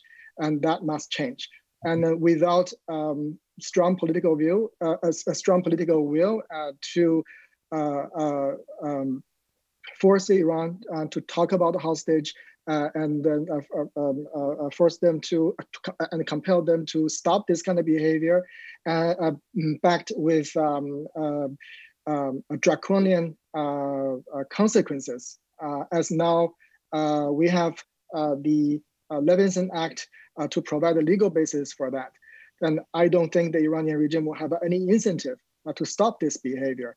Then today, I'm lucky enough to be home, to be in America with my family. But unfortunately, Richard is alone. And then his wife is still being jailed in Iran. And I think the matter is, unfortunately, like this. The United States must play a leadership role in containing Iran's bad behavior. Once the United States starts appeasing Iranian behavior, showing kind of an eagerness to go back to the JCPOA no matter what, then there's not very much our allies in Europe or elsewhere can do. So we, as a superpower, have to take upon that responsibility to really push for the solution of a hostage, not only for Americans, but also other dual nationals. And we have to make Iran, the Iranian perpetrators suffer and hold them responsible in a draconian way for their heinous behavior. This is, however, not to say that I'm not saying we should not make a tactical compromise. What I'm saying is behind tactical compromise that will get our beloved one back home, then there has to be measures following that to hold those perpetrators responsible. I think without either one of this, we can't succeed in solving the current hostage issues and preventing future hostage taking by the Iranian regime. Thank you, Shiva. Let's go to Barry.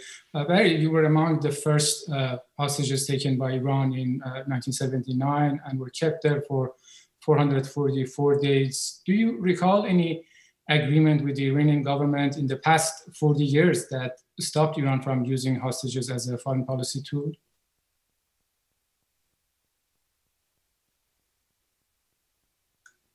Barry, I guess maybe you need to unmute your mic.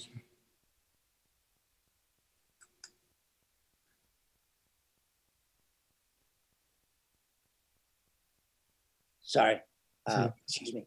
I think the only deal that I think that that Iran had with any other country at that time was with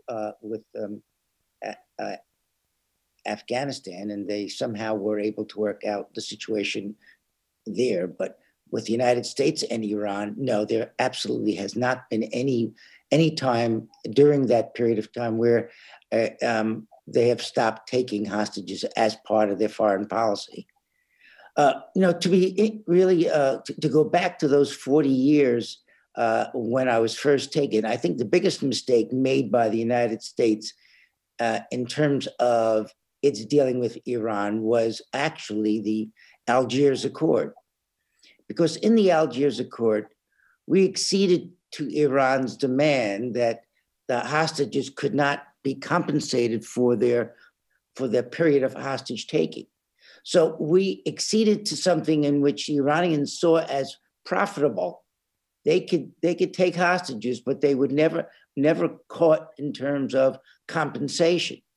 And so I think that was the first real big mistake in a U.S. foreign policy. Of course, at that time, no one ever thought that an embassy would ever be taken over by any other by students or by another government which actually approved of it all. That, I think, gained Iran lots of popularity within Iran and outside of Iran for doing this. We will come back to you, Barry. Let's go to Jason. Jason, your freedom was directly related to the JCPOA, and you were released on January of 2016 after 544 days in Evin prison, Ward 2A, which we call it Bandit 2 Alif. How can the JCPOA put an end to Iran's hostage-taking diplomacy? And do you think sitting with this regime to negotiate is a victory for the regime?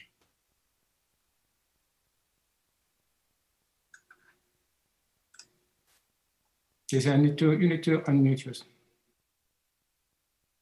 Thank you for the question, Siamak. I honestly, I don't think that a return to the JCPOA is the answer to putting an end to Iran's hostage-taking. As so many of the fellow speakers today on this panel and previous ones have said, this is an ongoing problem. It's not something that started yesterday. It's not something that started with Shiwe. It's not something that started with Nazanin. It's not something that started with Siamak and Baghar and myself. It started with Barry 42 years ago with 50 plus colleagues. And Iran has been doing it ever since. And we've heard today about various ways that we can address the problem and activate international and American laws, ways that we should be looking at this phenomenon. And I think it's going to continue to be a problem until the Iranian regime has a feeling that it might not be worth for them to do this anymore. And currently, we haven't figured out a formula to make it difficult for them. So I don't think it is part and parcel to whether or not we return to the JCPOA. I will say, though, that I think this notion that we can just ignore dealing with the Islamic Republic is a faulty one. Every one of us that was released through a negotiated settlement, whatever the details of those settlements were. So we have to have some sort of channel for resolving these issues.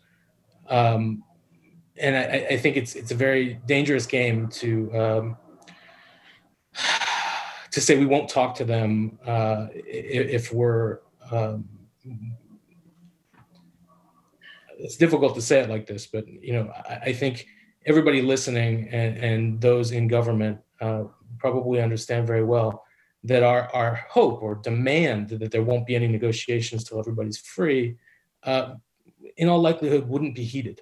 That's not something that seems, unfortunately, realistic. I'd like us to get to a point where we lived in a world where democratic, responsible governments like the US, like the UK, like Canada, Germany and France, all countries who currently have hostages being held in Iran, would say we're not going to deal with them or any other country who's holding our nationals until they let them go. But we're not to that point in this culture of hostage taking yet. And that's why the work that HostageAid Worldwide and everybody who's gathered today is so important. Because when I was taken 7 years ago, a conversation like this across continents wasn't going to happen. And I want to acknowledge the hard work of everybody that's on this panel, on the previous panels.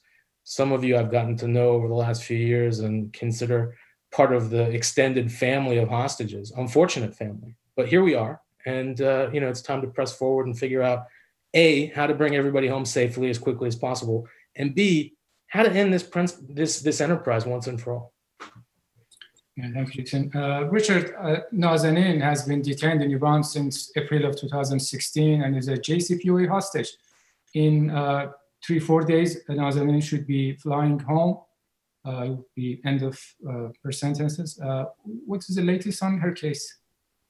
Hi, and thank you for having me here. It's a really important conversation to be part of, and I'm really grateful to everything that HostageAid Worldwide are doing, putting this together. You're right, it's a really uncertain point for us. Nazanin was taken in April 2016 in the early days of the JCPOA, and we are now 5 years later. She comes to the end of her sentence on Sunday. It is possible she gets on a plane soon.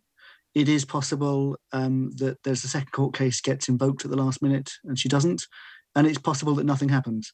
And probably where we are now is in some way a microcosm of what many families go through, which is that uncertainty and that jeopardy that maybe it's good news, maybe it's bad news, maybe you just keep waiting. And I'm sure all the former hostages and all the families can recognize that paralysis of uncertainty that we often get kept in for a long time. I think for me, to talk a little bit about where we are in the UK and how the UK is looking at this. Yesterday, I spoke with the British Foreign Secretary, basically to ask him what he thought was going to happen with Nazanin, what was going to happen next, what he was going to do next, and so on. And what he told me was, listen, there's the nuclear deal is up and running. We're hoping there'll be re-engagement from the US. We're hoping that there will be a thaw of relations, and that as part of that process of different equities being unfrozen and move forwards, that people will come home, and that might well be true. And you know, at a selfish level, I hope that Nazanin comes back as soon as possible and comes home as safely as possible. I hope the same for Siamak and Bakr. I hope the same for all of the Europeans that are there, some of whom are being held in horrible conditions. But I do think one thing that is important, that HostageAid Worldwide are doing, and many people have been involved in these conversations for a while, it is to push for recognition that there is a problem here, that diplomacy is not dealing with properly.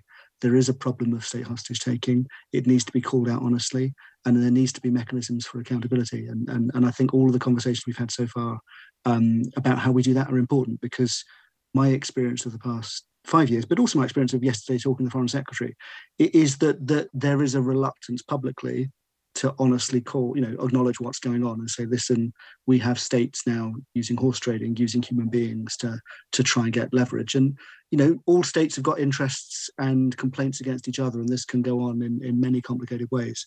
I worry, if I'm honest, with where we are at the moment, that there is, as one of the speakers said before, a kind of ransom creep that grows in, and that in Nazanin's case, she was taken very clearly for a pot of money that is Iran, that's a debt that was owed to Iran, that was sitting in a frozen bank account. Now we are being held in connection to a thaw on the JCPOA and re-engagement and a big complicated multilateral process. That is what it is, but I don't see that we as a community of those concerned about hostage taking have worked out enough ways to really challenge the benefits of this as a business model, and really start to impose some costs as to why this isn't actually quite a sensible practice for the Revolutionary Guard and so on. That's not a simple thing to find, but I think this is a really good conversation to start, and I hope it continues. Yeah, thank you, Richard. Jared, the US joined 58 countries in supporting Canada-sponsored declaration against arbitrary detention in state-to-state relations. The only Middle Eastern countries that have signed on are Israel and Lebanon. Russia and China are also, as far as I know, not there. What does this say to you? How could this be enforced? Yeah, I mean, look, I think that the Canadian statement was symbolic, and I think important as a symbol of a collective and growing global trend. Speaking out more systematically against hostage taking. The problem with the statement is that it deplores the practice of hostage taking of foreign nationals, but doesn't have any particular action items that would be required of states whose nationals would be have been taken. And of course, the key countries themselves that are involved in hostage taking are not going to sign on to such a statement. So I think it's an important symbolic step. As Jason was saying, 7 years ago, we wouldn't be having this conversation.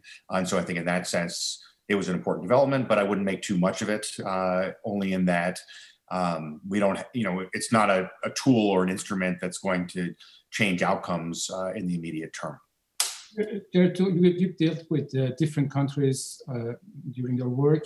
How different is Iran with other cases? Well, I mean, I think, Iran is different because it has a much more clear and unequivocal policy of hostage taking as a key element of its foreign policy toolbox in ways that other countries don't. But there are plenty of other countries in the world that have repeatedly engaged in hostage taking as part of their foreign policy apparatus. If you look like at North Korea, you see it there. You see in Egypt, many American citizens that have been detained over time, and that's actually an ally of the United States. Obviously you see Syria, you see terrorist groups doing this as well. So unfortunately, it's a widespread phenomena, and the only way to change what countries and groups do is to just make the consequences as severe as possible. Although I am calling, of course, for a zero tolerance policy to be put in place.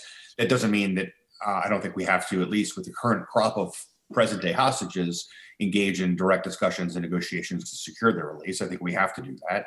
And then I would like to see us get to a place, as a number of the panelists have said, where we could threaten such serious consequences for hostage taking and do so in collaboration with other countries that the incentive structure changes, and therefore it's actually not in the interests of foreign governments to take foreign citizens hostage.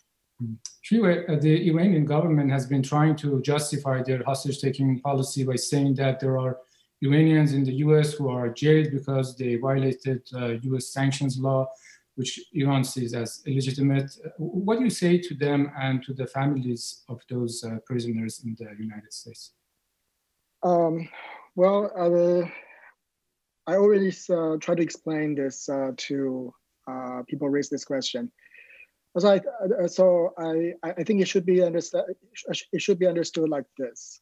The United States have laws against circumventing sanction, against money laundering, and then the Iranian regime has an interest to deploy their operatives or collaborators to circumvent these sanctions and money laundering for the regime.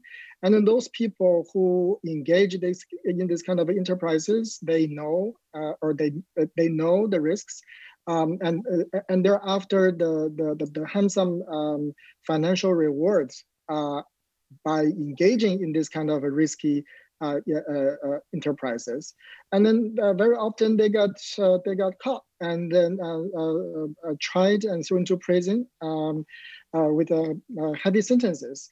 So I'm not defending every single case in the United States. That's a whole separate issue. Whether in specific process there are transparency or or certain sentences or convictions are overly harsh. I'm not disputing that. That's a separate issue. But I think it is important to understand we have laws against certain actions, and then the Iranians are knowingly violating those laws. So they were arrested, and then so they were arrested because they broke our laws. But in our cases, I believe, like myself and Nizar and Nazanin and Siamak and also Jason, we have not broken Iranian laws. If you look at the way that the closed court sessions where we were in which we were tried, there was no evidence provided, right? Our lawyers were not given opportunity to defend us, and then there were our charges were really trumped up, and then there's really no legal basis for them to hold us and then to sentence us. We did not break Iranian laws. They do not have the laws to prevent us. For example, in my case, conducting academic research in Iran, there is no Iranian law forbidding journalists, regular ordinary journalist activities. There are no laws in Iran forbidding ordinary business activities. So here lies the difference between those Iranians who are detained in America according to our law and the way we were detained in Iran, not according to Iranian law. So I don't think that's a good argument. Iran has no legal basis to hold these people. As the United Nations Human Rights Council Arbitrary Detention Working Group have adjudicated in many occasions that these detentions of foreign prisoners were unjust and arbitrary. Yeah. Barry, there are former American hostages who were with you during those 444 days in Iran. who have been supportive of the nuclear deal and negotiations with Iran. How important is it for former hostages to have a unified voice? Will different perspectives undermine their cause? Yeah, I think on the whole, most of the hostages that I know of who were with me during the 444 days don't support the JCPOA. Yes, there are some, of course, and there are nuances in terms of support of the JCPOA. So I think, I don't think it's fair to say who are and who aren't. But to get back to the issue of Iranians respecting law, Iranians don't have what I would call an acceptance of what most countries would call international law. Ever since the revolution, Iran picks and chooses what it wants to accept for international law, and then says whenever it offends anything or does anything against international law, well, it doesn't apply to me. And for me, more than anything else, I feel that Iran has absolutely no respect for human rights, both domestically and internationally.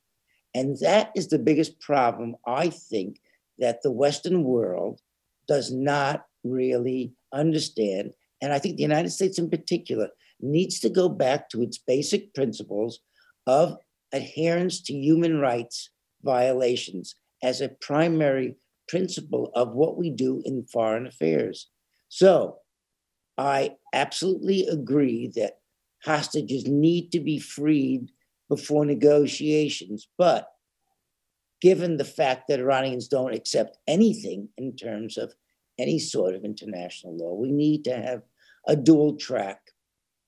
What we need is not to accept an agreement until there is some sort of acceptable agreement on both sides about hostages. And I think that means that Iran should be releasing all hostages, and that it should not be taking any hostages in the future. And I agree with one of the former speakers is when Iran does this again, whether it's the IRGC doing it to embarrass maybe a liberal president in Iran or not, we stop the negotiations and we stop the deal right there and then, no matter where it is, in what phase. Jason, what if after releasing all hostages during ongoing negotiations, a new hostage is taken, as with Nazar Zaka and Siamak Namazi? Will the US, EU, China, and Russia halt in negotiations, no matter how close they are to a potential deal? I don't think it's a what-if scenario. I think we should say when they take another hostage. And no, I don't think that negotiations that are underway will be stopped.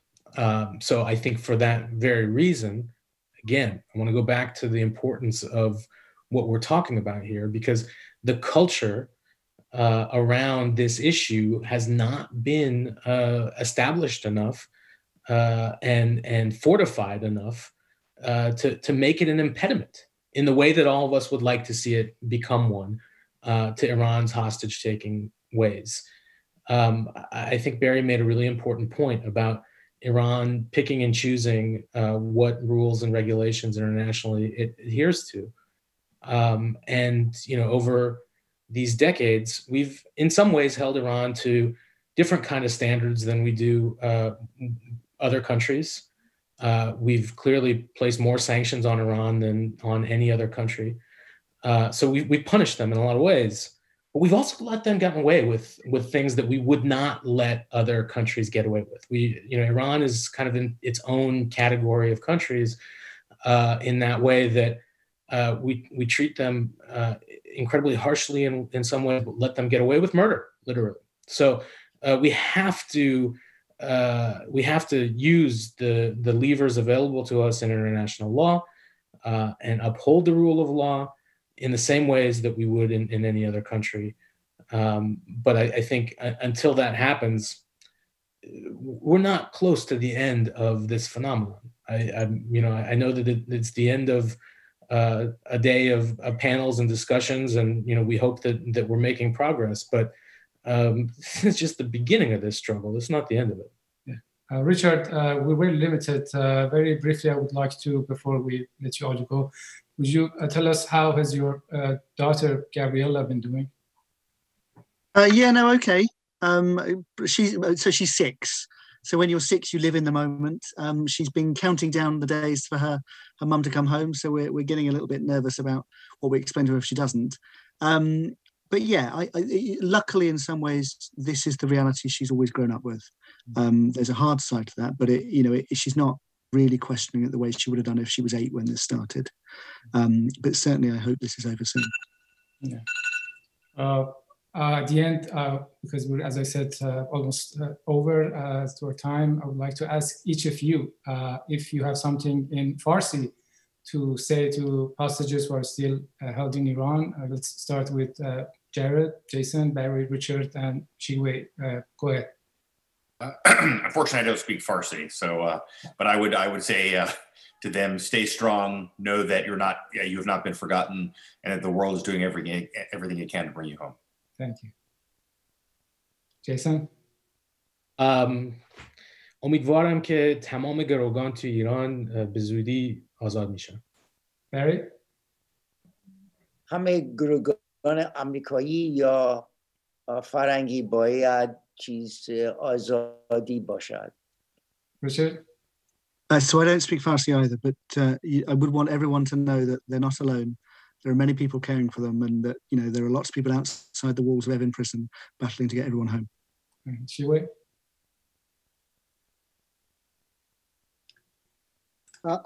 آرزو دارم که همه گروگان‌های خارجی در زندان‌های ایران هر چقدر زودتر به خانواده‌های خودشون برگردن. Thank you very much. Thank you. Barry Rosen, Jared Genzer, Richard Radcliffe, Wang Shiwei, and Jason Rezaian. Thank you very much. Nazanin, back to you. Thank you, Matt.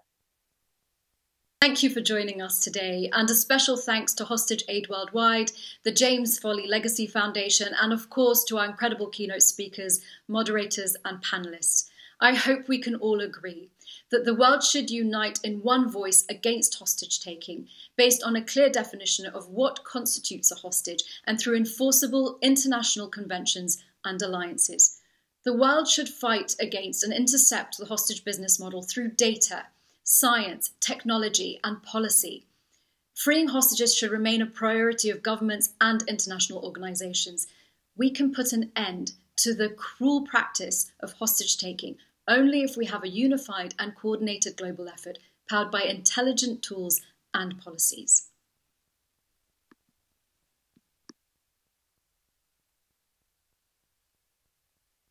On behalf of HostageAid, I want to thank all of our distinguished guests and speakers, as well as our host and everyone who attended and participated in this event to support hostages worldwide. I would also like to thank our partners, the James Foley Legacy Foundation, and Diane Foley in particular, who has helped us all. I hope that these discussions and ideas shared today will continue beyond this event, and we look forward to joining efforts with all of you and working closely together to secure the freedom of hostages globally.